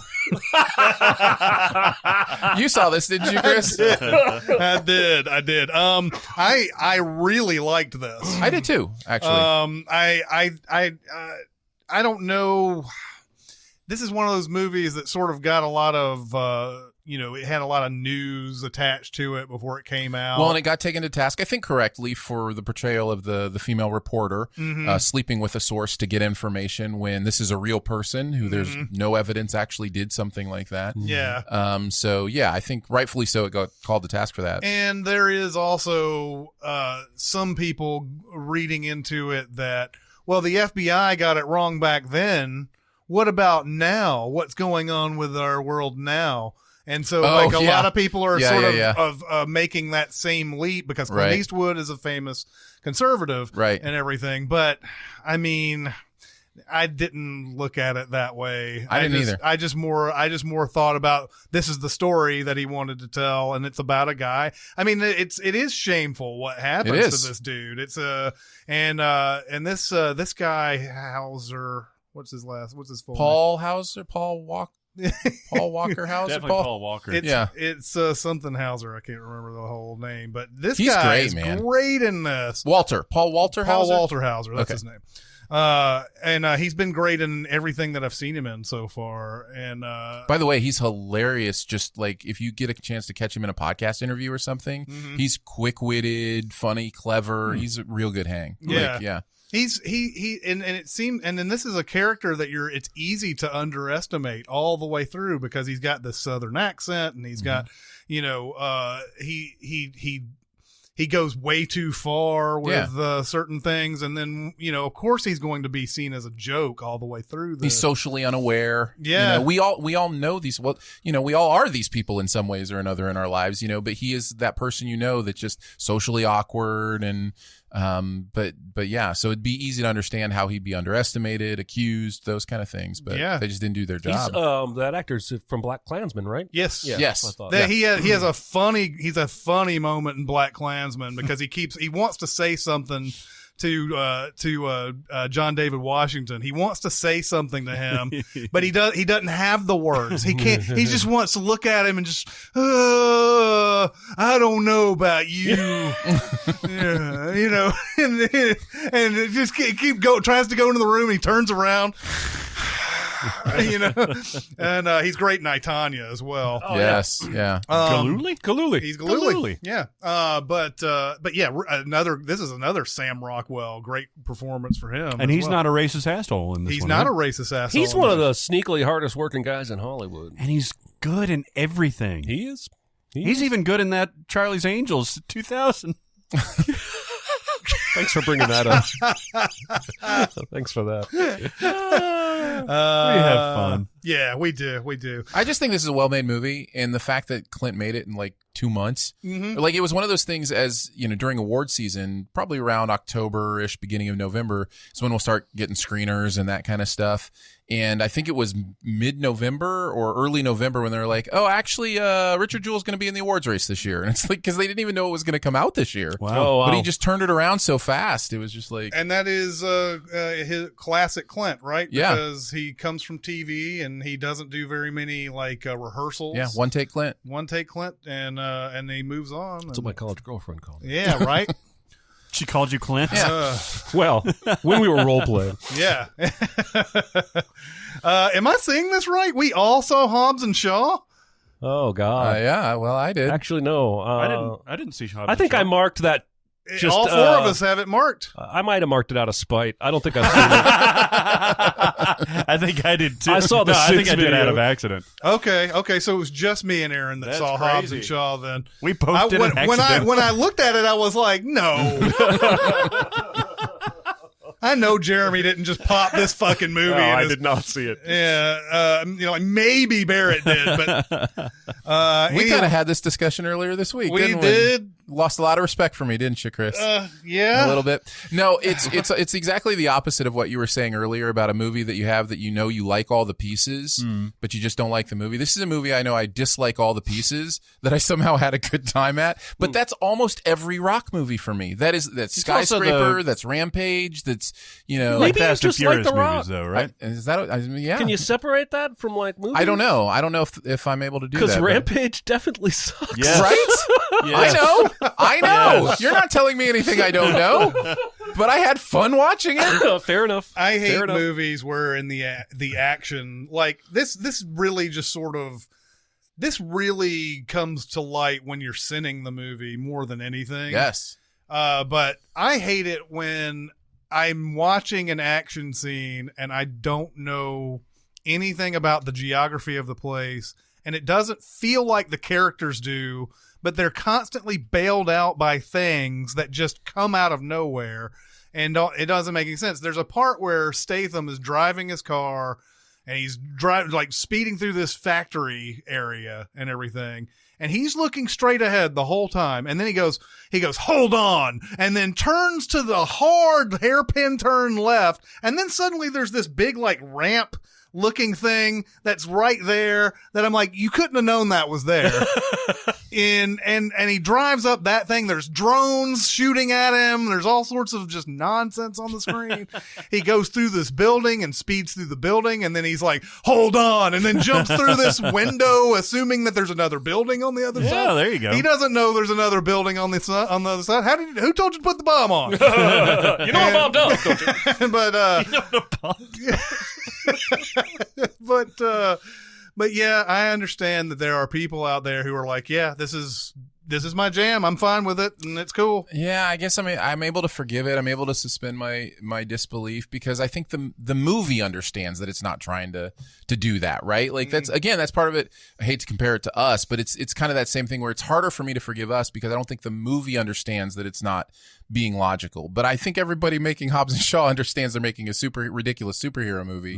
They're not really trying to do anything, that makes There's sense. a scene where The Rock hold Captain America. Oh yes, Captain America's the helicopter. Yeah, man. Yeah. Of course. Yeah. No time for The that. gorgeous arms Oh yeah. just hanging on. You really do like Rock. Yeah, that's, I got a that's thing, true. man. That's true. Sam Mendes' 1917. Oh! I really can't wait to talk about this movie. Well, good news. We're here. Yes, we have arrived. You raved about it a few weeks ago, and I still wasn't prepared to like it. It just, you know how you said that you couldn't get it up for America or Once Upon a Time in Hollywood? Indeed. You really didn't know why. Yeah. Same thing with this. For whatever reason, I guess I'm burned out on war movies, which is weird because there hasn't been a whole Sure. lot. But I'm like, all right, I've probably seen this before. I have never seen this before. This was gorgeous. It has a twist in the middle that is perfect. Mm-hmm. Oh my God! Besides the distracting sudden Cumberbatch, this movie was beautiful. Well, there's sudden every checkpoint they have is played by some actor that we know. A series of unfortunate cameos. Yeah. So you have Colin Firth, you have Andrew Scott, you have Oh, I forgot Mark Strong too. Yeah. Yeah, that's right. Yeah. And it feels like we were sort of discussing this before this podcast. It feels like war movies have been doing this a lot lately. Like we were talking about The Thin Red Line and how it did that, and The Hurt Locker does that, and everything. It's some neat thing that directors have glommed onto. We need a general here. Yeah, let's get somebody who will work for scale on this one thing. Get Bill Gates in here. But yeah, exactly. But 1917, the idea they make it look like it's all one shot, and the cinematography. I didn't know who did it, but once I saw certain shots, I was like, this is fucking Deakins. Yeah. I guarantee you it's Deakins. And he should win again for this, probably, of all the things that I've seen this year. But go and look and find some of the behind the scenes great on this thing. Oh, it's so great. Man, that kid was on Kimmel or somebody, and that kid that does the final run towards the camera, and he wasn't supposed to fall down. Yeah. Like when he got knocked over by the guy when he ran into the guy. He gets knocked over twice. Yeah. And he wasn't supposed to get knocked over once. He wasn't supposed to fall down at all. But he says we had a rule because everything on this was such a big, huge production and we did all these rehearsals. running. You do not stop acting until you hear the word cut. So he got knocked down and he got up and kept running and he gets knocked down again. And it adds so much urgency and like truth to that run. That's surprising to me. They didn't script it for him to fall down. What's even more incredible to me is the stuff that's manufactured that still feels seamless. Yeah. Because of the tricks they have to do with the camera, there's a great behind the scenes where it shows the side by side of that run with how they're moving the camera and how they're hand holding it. And then they have to move it to a dolly. So he's coming up out of the ditch. And because they have to handhold and get it locked into the dolly, he takes a second to look at the spectacle around him. Yeah. Because he can't keep running because they've got to wait for that camera to get on that dolly. That's interesting. Isn't that interesting? Yeah. But you never notice that seam. It's just part of the great performance. But it certainly was for the ability to get that camera locked in. Yeah, this reminds me a lot of Mission Impossible Fallout in the sense that, you know, I can appreciate it as a work of art, but I can appreciate it on a whole nother level at just the fucking planning and coordinating. The directing of that movie must have evolved. You know, like Mendes didn't have to set all these challenges for himself, but he did. And not only does he pull it off, it's a fucking home run, man. I have so much respect for this movie. Yeah. I truly believe the best art happens in a constrained environment. And the idea that you give yourself boundaries, and that's where some of the most creative stuff happens. One of the reasons I love Nolan films is he gives himself these constrained boundaries to the type of movies he's doing, whether it be the way time works or that kind of thing. And then he has to figure it out. And so you have to make those paradigm shifts, right? And so that's I think that's happening here in 1917 too. That's the thing that I keep hearing from filmmakers every time I hear somebody talk about a movie is that directing is problem solving, and that, you know, that there's a lot of things that they plan for, but then there's always something that just screws everything up. And so a lot of the times where they have to do that last minute change or whatever, and they make it better somehow because of that. Yep. You know, so I really enjoy that type of thing. 1917 is a masterpiece. It's awesome. On to probably the best theater experience we've all had this year, except for Aaron. Except for me. I wasn't there with you. John Wick Chapter 3 Parabellum. Was not. What did you expect from this movie? Like everything, like the other John Wicks, right? So I think we all had low expectations, camaraderie, and plus it's a great movie. Yeah. And it's a fun buddy movie too. Oh, the fact that you all went together and everything, I totally get it. I mean, it's the funniest movie of the year. Just because, I mean, it's pretty granted, if you just looked at our row laughing, that's the funniest movie that was produced all year long. And a lot of it is because the action is funny and unexpected. But man, for me, it was a total leap from John Wick 2, even John Wick 1, which were. I always was frustrated when those movies were getting called some of the best modern action movies because I think the Bourne movies are better than the first two John Wicks, and I think the Raid movies. And then John Wick 3 comes along and it's like, hey, you like those Raid movies? We're going to do all that for the whole 2 hours, and you're going to love it. We're going to do a horse kick, and it's going to be, they're going to have 2 fucking killer dogs, and God, that movie is just... I love it. I love it so much. I almost wanted to vote for it. Yeah, I definitely didn't have more fun watching a movie this year for sure. Now, some of that was the group aspect of it, but watching it again during Sin's time for it, I felt like I had that same experience all over again.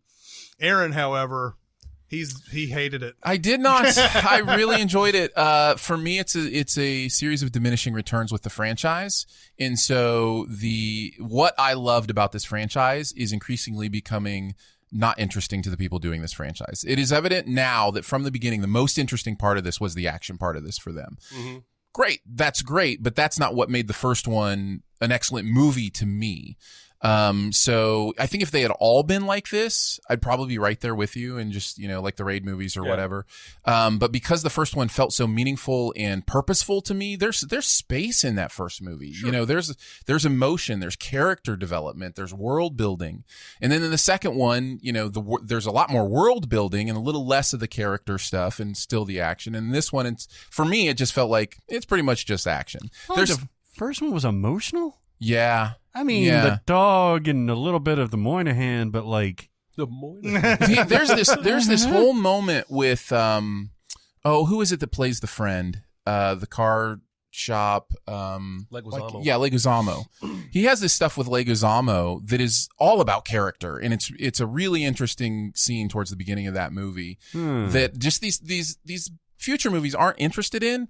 And again, that's fine. I had a great time. It just when I look at it from an above perspective, there's a bit of disappointment for me as a John Wick fan as to where it heads. But I can see the difference. Did you have a better time in this or Hobbs and Shaw?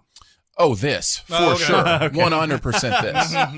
Yeah. Otherwise, we'll have to ask you to leave. Sir. Yeah. No, this is to me, and this may sound a little sacrilegious or whatever, but it is. But to me, this is the best version of the Fast and Furious Hobbs and Shaw mindset of let's just do crazy stuff on screen, make it look cool, and have fun with superheroes like that. That's or superheroes who are also supposed to be human. This is the best version of that, and I think that's because these directors.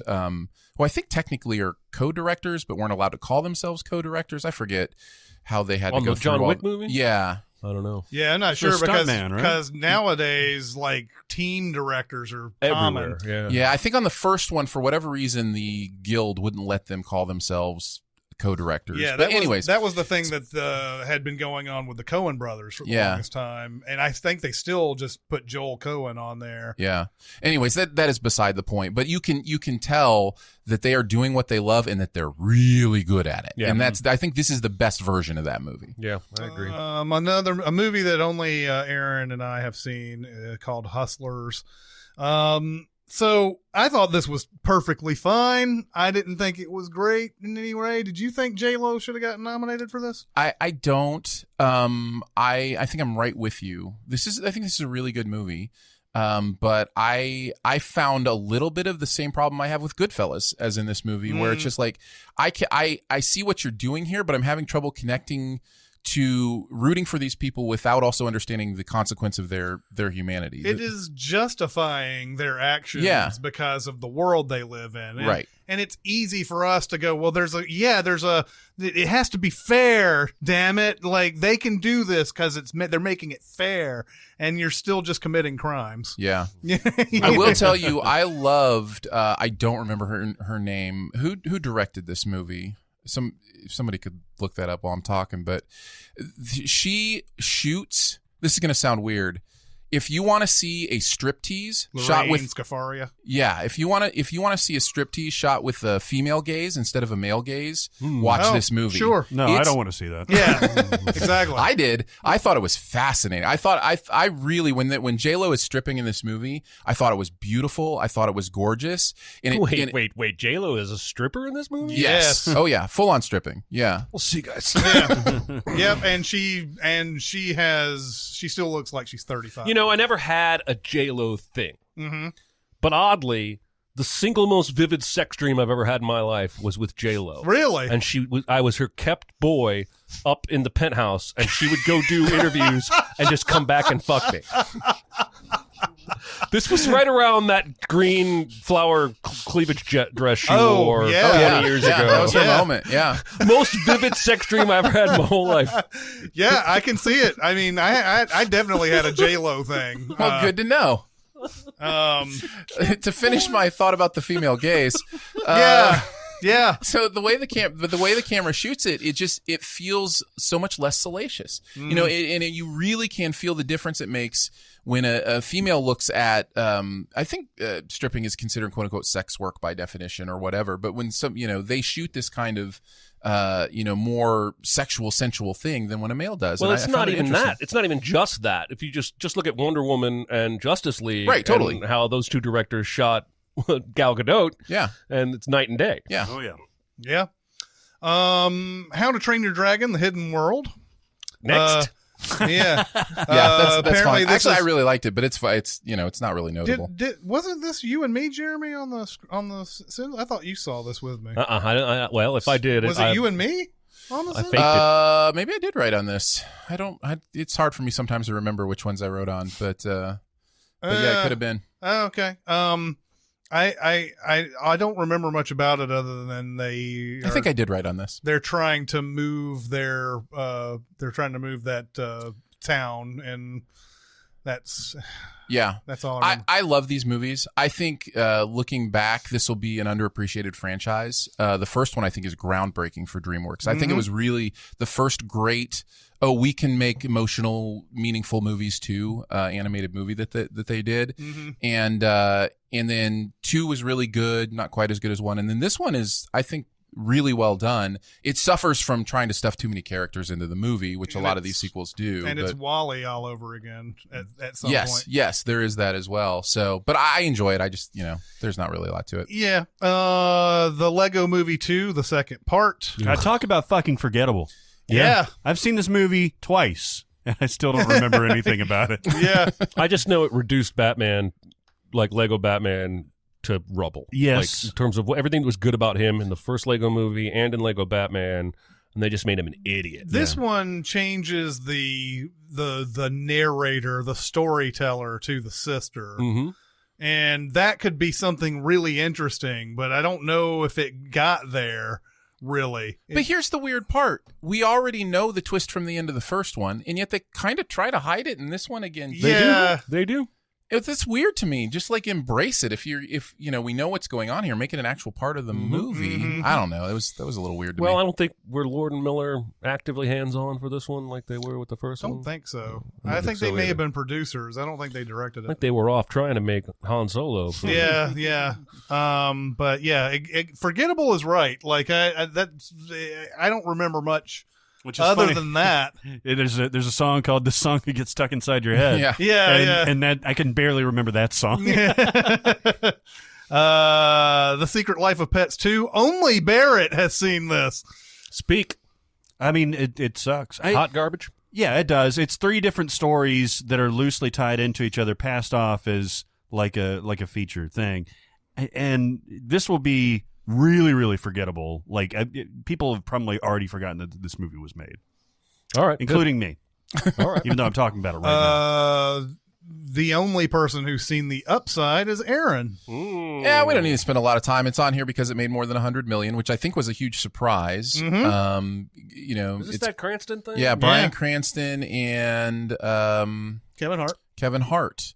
And it's fine, but my understanding, I don't think I've seen the original. Oh, the original's fantastic. That's what I've heard, and that's what I was like. Oh, I should go watch the original, and I still haven't done it. Yeah, but yeah, it was fine. And Cranston's great, by the way. He's such a great actor. I think he elevates this quite a bit. Yeah. Knives Out. No. This is a movie that has the distinction for me of being, I think, the only movie I've seen in theaters 3 times. In my life. Oh yeah, nice. Yeah. And not because I was just like, I gotta go see that again. It was just like I watched it, and then Barrett was like, I'm gonna go see that, and I was like, Yeah, it was right I after might want to recording. see that again. And then I went to see my family in Arkansas, and they were like, you want to see, what movies do you want to see? And they threw out like Jumanji and all this stuff, and I was like, well, I've seen Jumanji, don't like that. I've seen Knives Out twice, I will see that again. Yeah. And so that's what we ended up watching, and my mom liked it. Awesome. And that was exciting, and everybody in my family loved it. It's got wide appeal because it's got something for everyone. It's got the big, audacious performances. It's got the whodunit aspect. It's got the humor. It's got the visuals that are... My favorite part of this movie is where Rian Johnson switches to handheld when Ana de Armas is walking out of the... With the family's all crazy. What a choice, right? And then all of a sudden, like, it gets all squiggly vision and all that stuff. Yeah. And it's little details like that makes this movie endlessly rewatchable. I fucking love it. My 11-year-old son watched it with me, and he loved it. Yeah. Yeah. I feel like your son's been 11 for like 4 years. He's about to turn 12 Well, next all right. week. No, At least 2 he's weeks. aging. at some rate. He's doing that Benjamin Button thing. And keep him smiling. Yeah. I think Ana de Armas was snubbed for Oscar. I would agree with that. And she is the glue on this movie, which is amazing considering how many great stars are in it. But it's been a while since I've seen a movie this fun, this I don't know.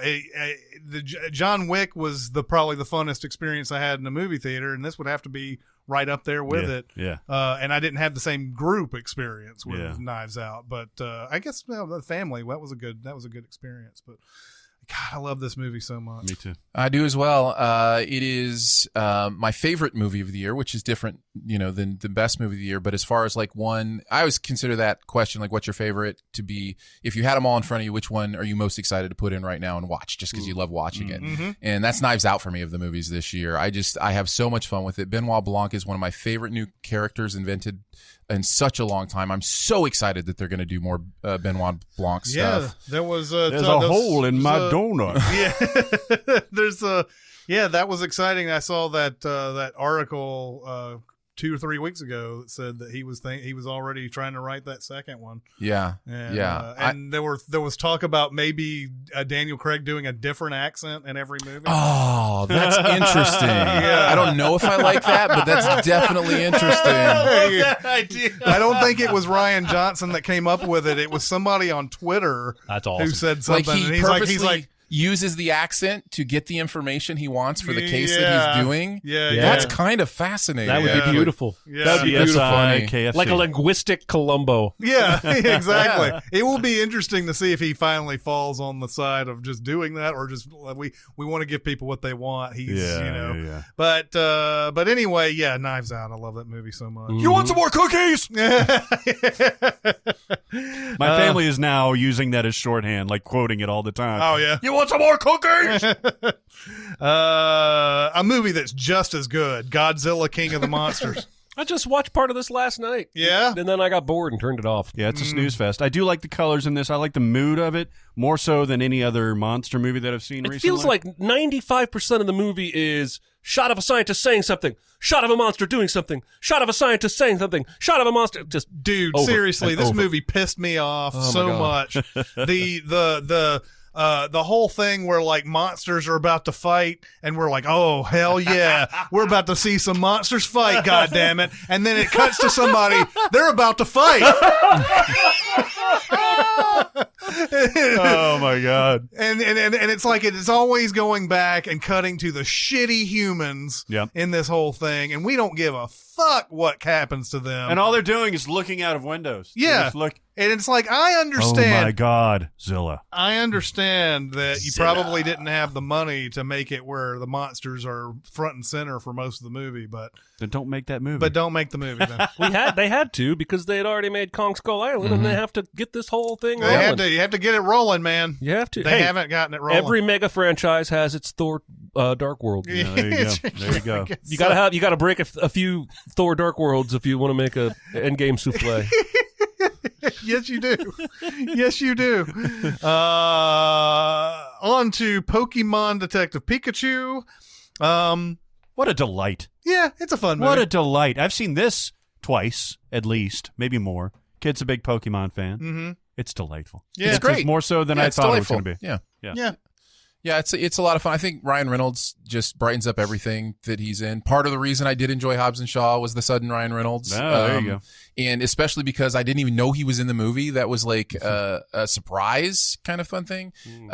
So yeah, I think he brightens this up quite a bit and makes it a lot of fun. The third in the M. Night Shyamalan Unbreakable series, Glass. Fuck off. Yeah. I was talking to the movie, by the way, Yeah. not you I was guys. already given the double finger. That And it movie was, thing. and you have the right to tell me to fuck off for even bringing Glass up.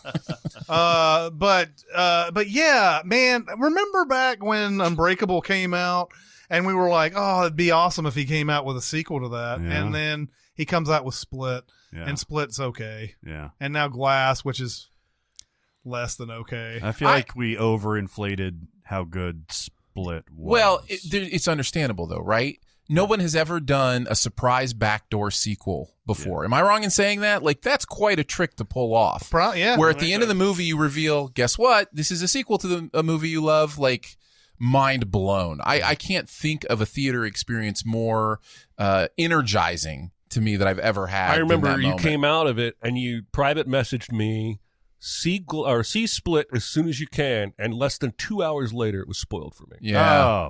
Yeah. One of my first thoughts was for you. Yeah.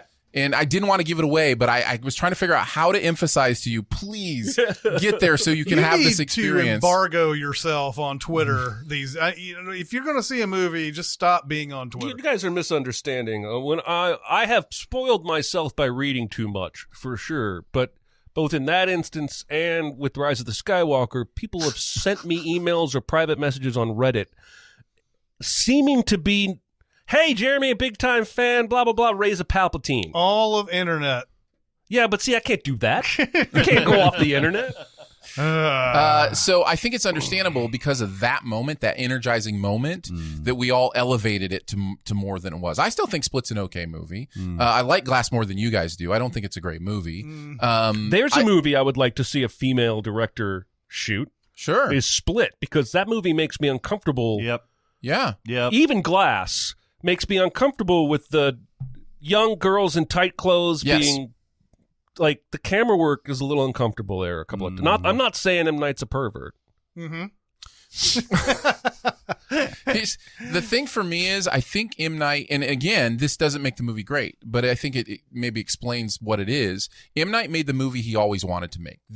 For him, it never was about the same things, I don't think, as it was for the people who loved these movies as superhero movies. They were never really superhero movies to him. They were character studies.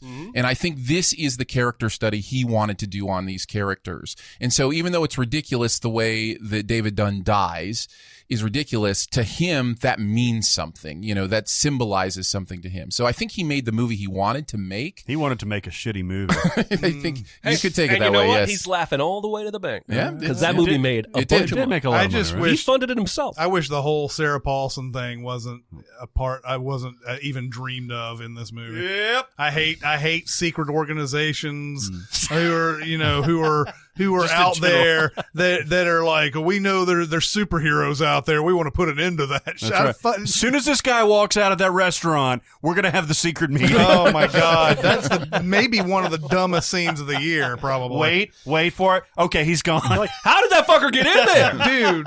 Put somebody on the door. Dude, I was so confused at that scene when I first saw it because he touches her, and usually he sees somebody committing a crime of some sort. But all this is a fucking gathering. There's no crime there. I mean, yeah, she's doing some evil shit, but why that one? Yeah. Like, show her doing evil shit, not getting a restaurant meeting together. Once Upon a Time in Hollywood. Oh, yeah. Did anybody else like this as much as I do? This is my number 3 of the year. I probably liked it as much as you. Oh, it's so good. And I'm not usually a Quentin guy. I like Inglourious Bastards quite a bit for actually many of the same reasons I like this. I like his alternative history idea. I think that's really interesting to see his ability to make movies. Movies are a time machine to him. He legitimately feels like he can not only go back in time and experience what it was like to be in a different time, but also change the things that he wants to change. That's a fascinating concept to me. Yeah. And I think there's more hope and joy and beauty in this movie than I've ever seen him put in his movies before. Wow. I really love this movie. Yeah, I did too. agree with you. I did too. And there are parts that probably don't need to be as long as they are and whatever, but yeah, I really got into the whole him parodying and sending a love letter to this era in film and everything. The way DiCaprio has to do that one take so many times and all this movie's funny. There's so many funny things in it, and Julia Butters is great and hilarious. The girl. Yeah, she's fantastic. Oh, she's so great. Yeah. Now they're going to make that television show for real. Oh, really? Yeah. Because I know that he shot like a bunch of footage for that that TV show in the movie. Yeah. And I guess he got excited about making that. Yeah. That's how Tarantino is. Yep. Like I wouldn't be Let's just surprised. keep going, guys. I wouldn't be surprised if the movie trailers we saw in there would be something that he'd want to make. Right. Yeah. You know. That ranch scene is pure Hitchcock. It's just it's so tense, so beautifully done. It just owns you for like 20 minutes. Well, because we don't know who this Brad Pitt character is in the story of Charles Manson and everything. Right. Anything can happen. Exactly. There. And it's not one of those where you're like, oh, yeah, I remember a classic death happened at this ranch or whatever. It's nothing like that. So you sit there and go, it could be anything. Yep. And yeah, it's the beauty of it. you see this? You saw this? Okay. What did you think? Yeah. Eh. I'm having a Tarantino problem lately because the last they've just been waning for me ever since the Jamie Foxx. Oh, Django? Yeah, I didn't really dig Hateful Eight. Yeah, I can see that. I think it's I need to go do something and come back to it. I think this movie's better than Django and better than Hateful Eight. Oh, for sure. And it gets close to Inglourious Bastards. Yeah, I need to watch it But again. it's not Inglourious Bastards either, I don't think. Yeah. It didn't hook me. I I need to give it another shot. Okay, so Shazam. Good movie. I saw it last night. This is probably it's not a part of the DCEU, right? Or does that even exist anymore? They wink at Batman and Superman pretty hard in that movie. No. But the current DCEU, like the Justice League DCEU. I don't think anybody knows what that is. Okay. Yeah, they made a conscious choice not to tie it in directly with God Henry bless Cavill. Okay. There was talk about having him do that cameo. They're going to put The Rock in a Black Adam villain spinoff, and then they're going to have The Rock and Shazam probably anchor, maybe with Reeves Batman moving forward. Down with it. Yeah, I thought Zachary Levi was really fun. Really good. He's really good. Now, I didn't see the Sins video on this. But did you guys make a comparison to Big in this at all? I was so busy. I'm sure recreating the director's the movie is sin. Big essentially, and there's even a keyboard. Yeah, that was me and you. Yeah. There was even a keyboard. I think we mentioned it in the keyboard. We totally because that's the where Mark Strong punches him out the window, right? Yeah. No, we totally did. Yeah. I was like, I bet they said something about it. It has to be because this movie is Big all over again. And yes, Zachary Levi does a great 14-year-old kid in this. He does. Yeah. You know. Did we make it's like Big without the statutory rape joke? Is that? Oh, yeah. Did we make that joke? Sounds like Is something there we any would do. confirmation they actually slept together in Big? They 'Cause were in separate beds. He goes on the top bunk. Yeah. I never got He the gives her the impression they compass. actually slept together, or he would have He said gets- something he gets- about He it. gets to touch a boob. No. They don't sleep together that night, but they sleep together later on. Oh, maybe you're right. Yes, because I saw it. Then that fairly is recently. problematic. Yeah. I think multiple times. All right. You mean multiple orgasms? Yes. Both. Yes. Yes, for sure. I'm gonna kind of skip over Dumbo and Maleficent Mistress. Thank Evil. you. Yeah, no worries about that. When we did this episode yesterday, I was a dumbass and forgot Ford v Ferrari on the podcast. I saw it and I was like, we're going to get to that at some point. And I must have just gone directly underneath it when we went back. Cause I was kind of going back and forth. I didn't want it to be a whole bunch of box office hits, then a whole bunch of Oscars. Right. And then back, I wanted to sort of mix it all up. So I kept going back and forth on this list and I was doing pretty good, except for the fact that I didn't do Ford v Ferrari and the whole thing. So, anyway, Ford v Ferrari is a very good movie. James Mangold directed it. It's awesome. Matt Damon and Christian Bale are great in it. And I went and made sure I got Aaron Dicer's thoughts. He was the only other person in the room who had seen it anyway. And he said, I really liked it. I think Mangold trusts the audience in ways I really appreciate. I love how Bale is transformative, even in normal roles. He's an incredible actor. And he is. He's fantastic in this. He has a way of playing an everyman where you're just like you don't really see Christian Bale really in the performance and everything. He's British in this, right? I think so. Yes. You don't see a lot of British Christian Bale, you know? No, you don't. And it's good to see British Christian Bale. Prestige is good. Yeah, Christian exactly. Bale. Yeah. I had to mention that because I thought it was a glaring omission from the entire year in review. So on to the static. Let me get to the wild cards, and I'll go with yours first. Booksmart. Yeah, baby. Mm-hmm. This held my number one slot almost all the way up until 1917. Yeah. I've watched it like 6 times now. Those two girls have such good chemistry.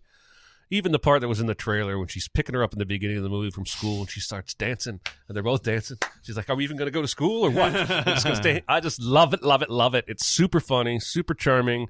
It's short, not a big commitment. Mm-hmm. From what I can tell, no one in the world has seen this movie. Yeah, that's crazy. So get out there and go watch it. The side characters are some of my favorites too, especially the dude that hosts the murder mystery party. I mean, from the very beginning, he comes in to make that announcement. He's like, I learned this when I was in Barcelona. I love Booksmart too. I need to watch it again though. So good. But I really, really enjoyed it. Apollo 11. Yeah. Snub. Yeah. So I will just say this. I think I figured it out because they snubbed Won't You Be My Neighbor last year, or whichever one it is. There's Welcome. Oh, no. Mr. How to Get Ahead Beautiful in Day in the Business Neighborhood. by wearing Which a one's sweater which? with puppets. Anyways, the documentary. Won't You Be My Neighbor is the documentary. Okay, yeah, so I was right. Okay, so they snubbed the documentary last year, and I think what it is whoever's nominating these documentaries, they want that, like, social, meaningful kind of stuff. There's nothing socially meaningful about the Apollo 11 documentary. It's just incredibly made, archival filmmaking, right? Yeah. So I don't know. I think that's what it is. Because I think the biggest miracle of Apollo 11 was that footage was just fucking sitting around somewhere in like a box, and somebody found it and was like, "Oh, this exists. Yeah. Oh, we'll put it out there." Queen and Slim. Yeah. Anybody seen that? I haven't seen it. I've seen it. You liked it? I did. I didn't love it. I didn't either.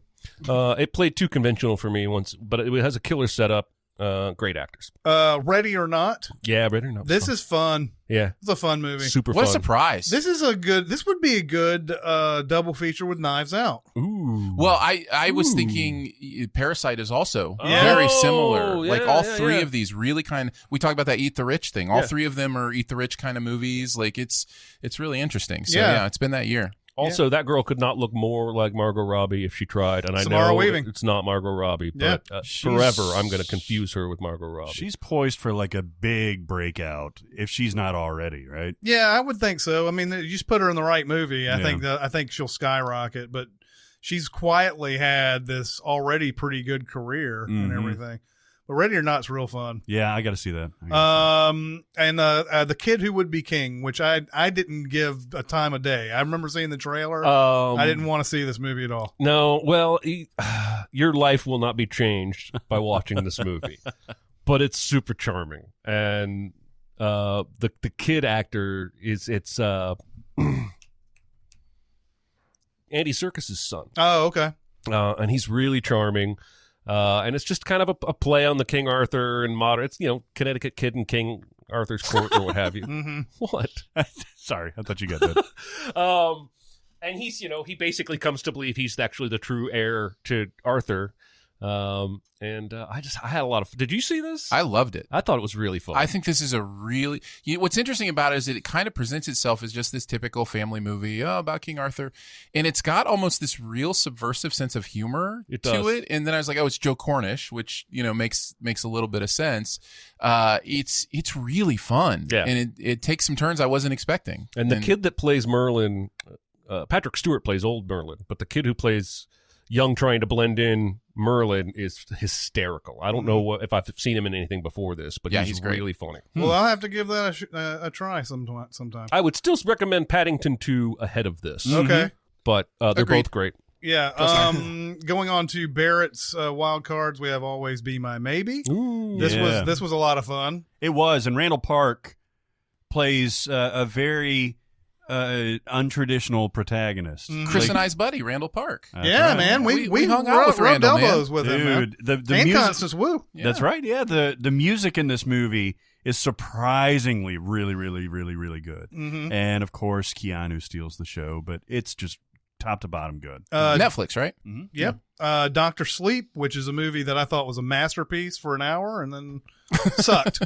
It's a frustrating movie, right? Because boy, is there promise there. Yeah. There's a lot of promise. That scene in the Mind Library where there's the twist or whatever blew me away, kind of. Mm-hmm. Well, Rebecca Ferguson will blow you away with her whole performance. Mm-hmm. I'll rewatch this, even though I know where to stop it. Yeah. Just because that last half hour, as we've said, is just not what appeals to us. But Rebecca Ferguson throughout this movie is spectacular. Yeah. You would like this just for her, I think. I do like me some Rebecca. Mm-hmm. Oh, yeah. Midsummer. I saw this in Vegas, and I had a bad experience in my auditorium. This was not weed related. This was people being assholes related. I can't imagine, too. Yeah, it's the fucking people just talking and just saying random shit to each other with not even whispering. No, and this is like the worst movie for that to happen because there's so much going on, especially in the background. William, the guy who plays Chidi on Good Place. Oh, William Jackson Harper? Yeah. He's got some of the funniest lines in the movie's fucking funny. He's got some of the funniest lines in the movie, but it's as he's off screen or walking off screen. I was not expecting how much of a comedy this actually is. Oh, it's so good. It is. I love this movie so much, and it's only growing in my estimation. And it's brilliant filmmaking. Yeah. It really is. Florence Pugh. This is a great year for her. She's poised for a big breakout. Absolutely. Did you see Fighting with My Family? I haven't seen that. She's great in that too. That's a surprisingly good movie. Yeah, it actually makes me semi-excited about this Black Widow movie because she's playing Scarlett Johansson's sister. And like, you throw in Emmy Rossum in there, you have the smoky voice trio there. But Florence Pugh is great in this. I keep talking about how in this movie I just felt like she was so real. She didn't feel like an actress or anything. Just felt like a real person that you run into all the time. And this movie, I will give a second chance because I had a bad experience watching it. I could see the brilliance though when I saw it. It's just that it wasn't. I was sitting there just annoyed and worried about other things. You talk about daytime horror. Yeah, this is the daytimiest daytime horror there is. Like it is sunshine and all. It's all right there for good and bad. It is, yeah. No, it's just it has something for everyone. If you're a horror movie fan, it has something for you. If you like comedy, if you like drama, like you talk about real, like she goes through every emotion imaginable in this. Well, and the thing that always gets me is metaphor, and this movie is full of symbolism and metaphor. It's brilliant. Yep. Yeah. Now I'm going to really race through these. The Perfection, maybe the most fucked up movie of the year. I liked The Perfection. I liked it a lot. I really did. Yesterday, I never saw this. Surprisingly good because it's more than just the one note of him remembering the Beatles. There's one twist in here that I think is absolutely brilliant. This is Danny Boyle kind of getting back to being Danny Boyle. Oh, Danny Boyle. Now on to my wild cards. Happy Death Day to You. Yeah. Thought this was a lot of fun. It is fun. What a surprise. It's actually maybe possibly better than the first one. It takes it in a completely unexpected direction. Yeah. For me, Right? at least. Yeah. I was not expecting that. I loved that. And nobody watched it, and we're not going to see the third movie. Yeah. Which is really sad. But I thought this was a movie that was really fun and deserved mention. Long Shot. Did you see this? Also called Cum Shot. Cum Shot, yes. I understand what you guys are saying, like by the end of the movie that where she is basically saying, yeah, I'm dating Seth Rogen. Yeah, Cheddar Bob shot his side. I do got a friend named Cheddar Bob that shot himself in the leg with his own gun.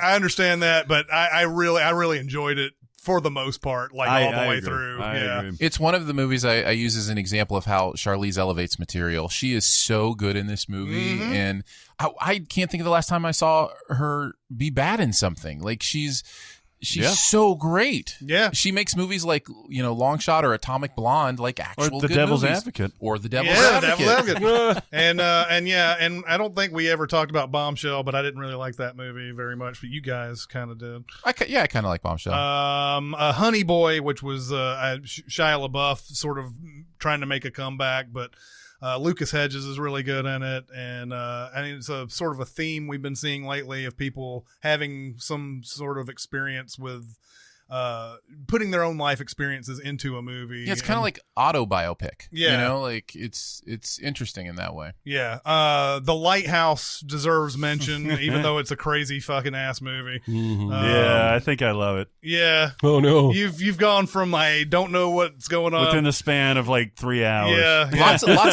Lots of squelching. I'll tell in you the what, Lighthouse. before we move on, this has some of the most like horrifying imagery. One of the shots of Willem Dafoe towards the end is absolute nightmare fuel, but it's also gorgeous. You may like this movie. You can't get it out of your head. See Midsummer before you see The Lighthouse. I guess never. Oh my God, Jesus! What a double feature.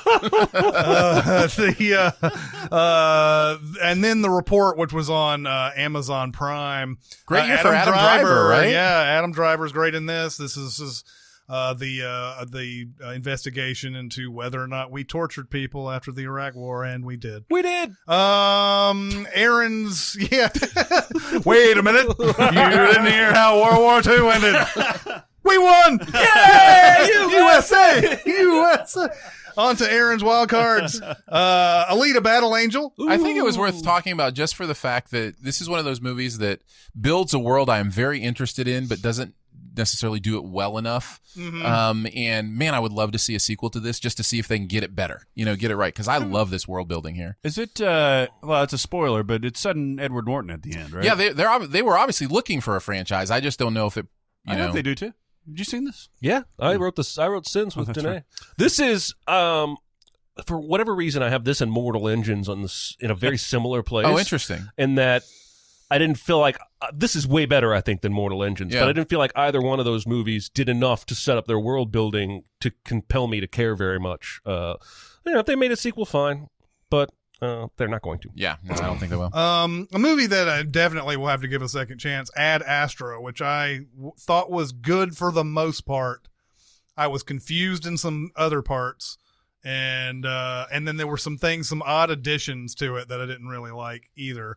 But I'm hearing a lot of people who seem to like this movie a lot. I think critically it's really getting a lot of this is the underlooked movie of the year. Like a lot of critics are saying not enough people are paying attention to Ad Astra. And I understand that. I definitely loved it.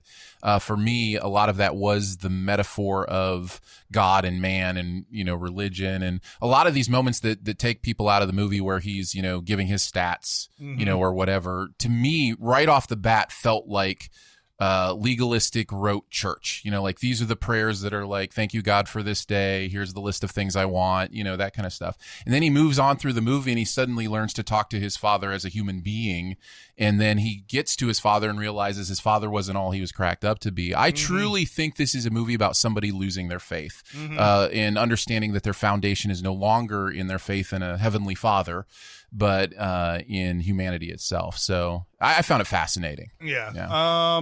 Then we have Klaus, which was funny. Jeremy mentioned this movie. It came on, was it Disney Plus? Netflix. Netflix. Okay. And when he mentioned this, I had no idea it was going to be like, possibly an Academy Award nominee or something. It won the big animation films that happened this last week. It won Animated Movie of the Year. Wow. Yeah. Toy Story's going to be very the good. Oscars. I think so. Yeah. Triple Frontier, which was Netflix. I didn't see that. Fuck that movie. That movie. I liked it. Oh, God. I did movie not. can eat a dick. I feel like that was 6 movies. They shot all 6 of them, and they edited it down to 1. And I liked all 6 movies. I thought they were fun. The final wild card was Beautiful Day in the Neighborhood. Yeah, I have to get a shout out at least for Tom Hanks's performance. And I don't think we have time for your bonuses. That's fine. I'll just say see Dark Water, see Fighting with My Family, see Loose, see The Peanut Butter Falcon, and see Waves. Waves is great. You've seen Waves? I've seen Waves. Okay. Yeah, I didn't. I must have not marked it on this, but I saw Waves. See those movies. Those are great. Okay, so Moment of truth, guys. What's our favorite movie? Who's going first? Go, Barrett. I think I'm torn between two things. I'm going to say Jojo Rabbit. It's my heart pick. I'm torn between my head and my heart, but I'm going to say Jojo Rabbit. I'm wrong on one prediction already. All right. Jeremy? I'm going to go Parasite. Okay. And I'm correct on that prediction because I knew I was going to go Parasite. Oh, nice. Very, very close between Parasite and 1917. I think 1917 is a better technical film. But Parasite is just so inventive, story-wise, and how it's shot, the structure. I've never seen anything like it. Mm-hmm. Yeah. Aaron? I'm going Knives Out. Knives Out. Son of a bitch. Yeah. It is not only my favorite movie of the year. I do think it's the best movie of the year. I think it's a perfect film. Mm-hmm. And that's what I go with. Wow. I did not expect, because it does come down to me, guys. We will have a winner after this.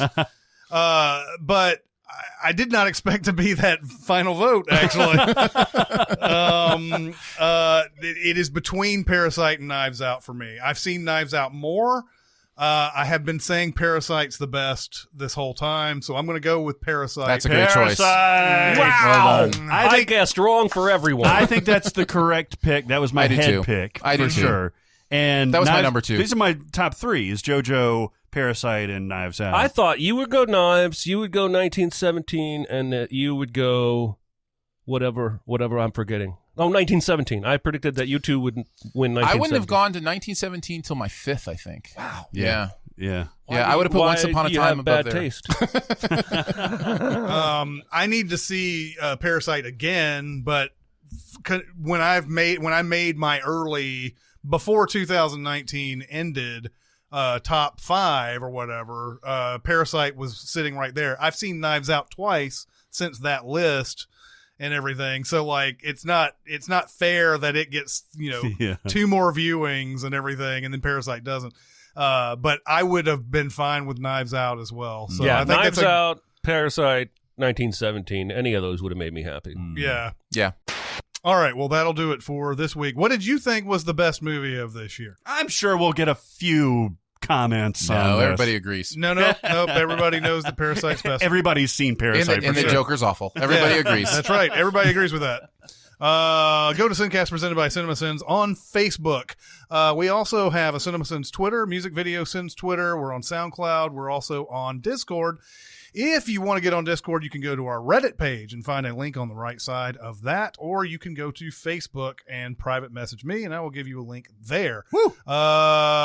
Aaron, where can people find you? Lots of different places. If you like Sins content, which I think you do, we have a podcast called Behind the Sins that myself, Danae Hughes, and Jonathan Watkins, we call ourselves the B Team, and we talk about the videos that came out the last week and have some fun talking about that stuff. So that's Behind the Sins. You can search for that. I also do a lot of movie reviews as a movie critic through SIFPOP, which is SIFTPOP.com, and you can find my Twitter there, everything else there with the movie stuff. So yeah, nice. Yep, and we also have a Patreon, and Sin Week is coming in March, and this episode drops in February. What is the price for somebody who wants a ticket to Sin Week in February? You can still get tickets, but you only have like a week left. The deadline is February 19th, I believe, which will give us enough time to get you your T-shirts. So a couple of weeks from this one comes out, right? Just about. Yeah. Because it'll be February 4th, 3rd? Yeah, so like 2 weeks. Should be. Third. Yeah, it should be the 3rd. So yeah, you have a couple of weeks after that. After just this. a couple weeks to get a ticket, and we'd still love to see you there. But even if you don't come to Sin Week is for all of our members, and you can be a member as low as $3 a month at Patreon. It's patreon.com/Cinemasins. Yeah, and once you're a member, there's all sorts of fun stuff. There'll be 3 extra videos for people who are who want to experience some Sin Week, and we'll have. A lot of our stuff that we do will be on the videoed and everything. Yeah, we're live streaming our podcast recordings that week. So yeah, that'll do it for this week. It's Chris Atkinson, Jeremy Scott, Barrett Scher, and Aaron Dicer. We'll see you next time. Thanks for listening. Comment on our episodes on our SoundCloud page. Check us out on YouTube, Twitter, Facebook, and Reddit. And be sure to visit cinemasins.com.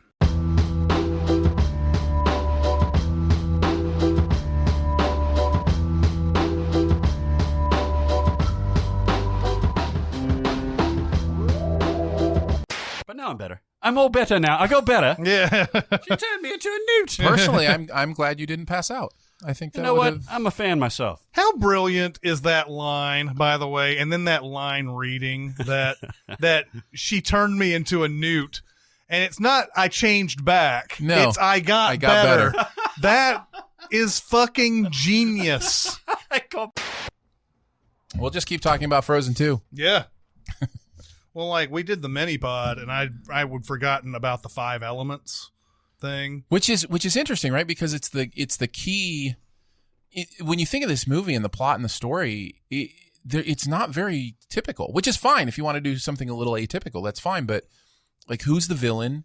You know, what is the protagonist trying to accomplish? What is the climax? Mm-hmm. All those questions don't have easy answers in this movie. Mm-hmm. And the elements, I think, are supposed to be thematically what we're supposed to be paying attention to. Mm-hmm. The idea that Elsa is realizing how she's connected to the elementals, mm-hmm. and that she is the fifth element. It's very much the fifth element. Well, and that was the thing. Like, that's something that I would normally just be picking up on, but like I had forgotten about the 5 element thing. After they told the initial story, and then they got to the island, that had completely been erased from my mind. Yeah. Because because they didn't really make that, like in the 5th element, they're always talking about all these elements. But in that movie, it seemed like they said, all right, we told you about these elements, but there's only one that you really care about. And I didn't think that they would come back into play in the movie. Yeah. Like the water horse and all of that other stuff that came up. I gotta go take a pee. Yeah, the water horse is the chameleon, and the wind. The wind is one of them too. So it's hard to make wind a character. Yeah, you know. So I wasn't even making that. The Happening did that. That's true. That's true. So I wasn't even making those connections watching the movie because I was like, because I had forgotten about that very brief moment that they talked about the 5 elements and like putting that 5th one in. You know. Yeah, it's another backdoor sequel from M. Night. Frozen 2 is actually a sequel to The Happening. Nice. I tell you what, did I tell you about the Halsey orgy video? No. We just did, so the new Halsey video is it's a super sad song. It's called You Should Be Sad, and it's about her breakup with Geezy, with G-Eazy. Mm-hmm. And so you think it's like a ballad almost, but it's like country tinged. Mm-hmm. And so the video naturally has her going to this underground barn orgy. Okay. And doing orgy stuff, like rubbing and nestling and stuff. I like rubbing and nestling. Yeah. The whole thing is just like an orgy, like a hay orgy, like a barn orgy. And it's a little it's a little unnerving. Yeah. Because it doesn't really go with the song. Like if it's like a banger, then you'd think about like barn orgy. But no. Right. And the one, that's an obvious one, but the one that I had forgotten about was the one where he's like, don't judge him on this one meeting alone. Well, that's Dignan and Baldwin, right? Yeah, Dignan leaves. Yeah. He's like, don't judge him on this one meeting alone. He's not always like that. What's Dignam's thing? Like, is he like that with everybody, or is he just like that with He doesn't. He Costigan? never talks like that to Martin Sheen. Not once. Yeah. But he also doesn't talk to Martin Sheen much in the movie at all. He's always facing and talking to Leo, right? He's like the parrot on the pirate's shoulder. Like, you know what I mean? He's always like mini me, like Parker. Hey, you do what my boss says. Well, I guess he during the meeting with Damon and all those guys, he's a similar way, right? Like there's never once different, and never once does he go away from that whole I'm an asshole, and he's just a fucking asshole, man. Yeah, and I think it's by design for his character because he just wants to make sure that nobody gets into that world of his, and because that's his biggest quality is being protective of the people who are in that department. Yeah. He said everybody's always asking for the codes and who it is and all that, and he's like, you're not getting that shit. I have a little phlegm. I got some flamingos. That's great. Coronavirus in the studio. Damn it! That's my favorite beer. And I had done everything. I pledged the whole place to make sure that coronavirus. I fucking love these new posters, man. New posters day is fun. Perfect. Yeah. And I love the movie that none of us have seen. Yeah. I saw that. There's an outside chance I've seen Godzilla 2000, but I don't remember anything about it. I mean, it's Japanese, isn't it? Yeah, it's the man in suit Godzilla. I probably saw it. Yeah. I probably saw it, but I just don't. I mean, all Godzilla movies, especially those, run together. Because the one came out in '98 with Matthew Broderick, and everyone hated it, and so the original people were like, "We're going to do an old school Godzilla." Ah, I had forgotten about that. Yeah, there you go. Nice. Actually, I watched Godzilla King of the Monsters last night. Oh, really? Yeah. Oh, that's you know what's good about that movie is the colors. Well, that's and the only thing cast. Literally every Hollywood actor is in that movie. Vera Farmiga has this scene where she's, expositing her plan and all that stuff, and she looks really pretty in that scene. Does she have a Boston accent that's kind of bad? She's got, like, the best eyes. According to my goddamn standards.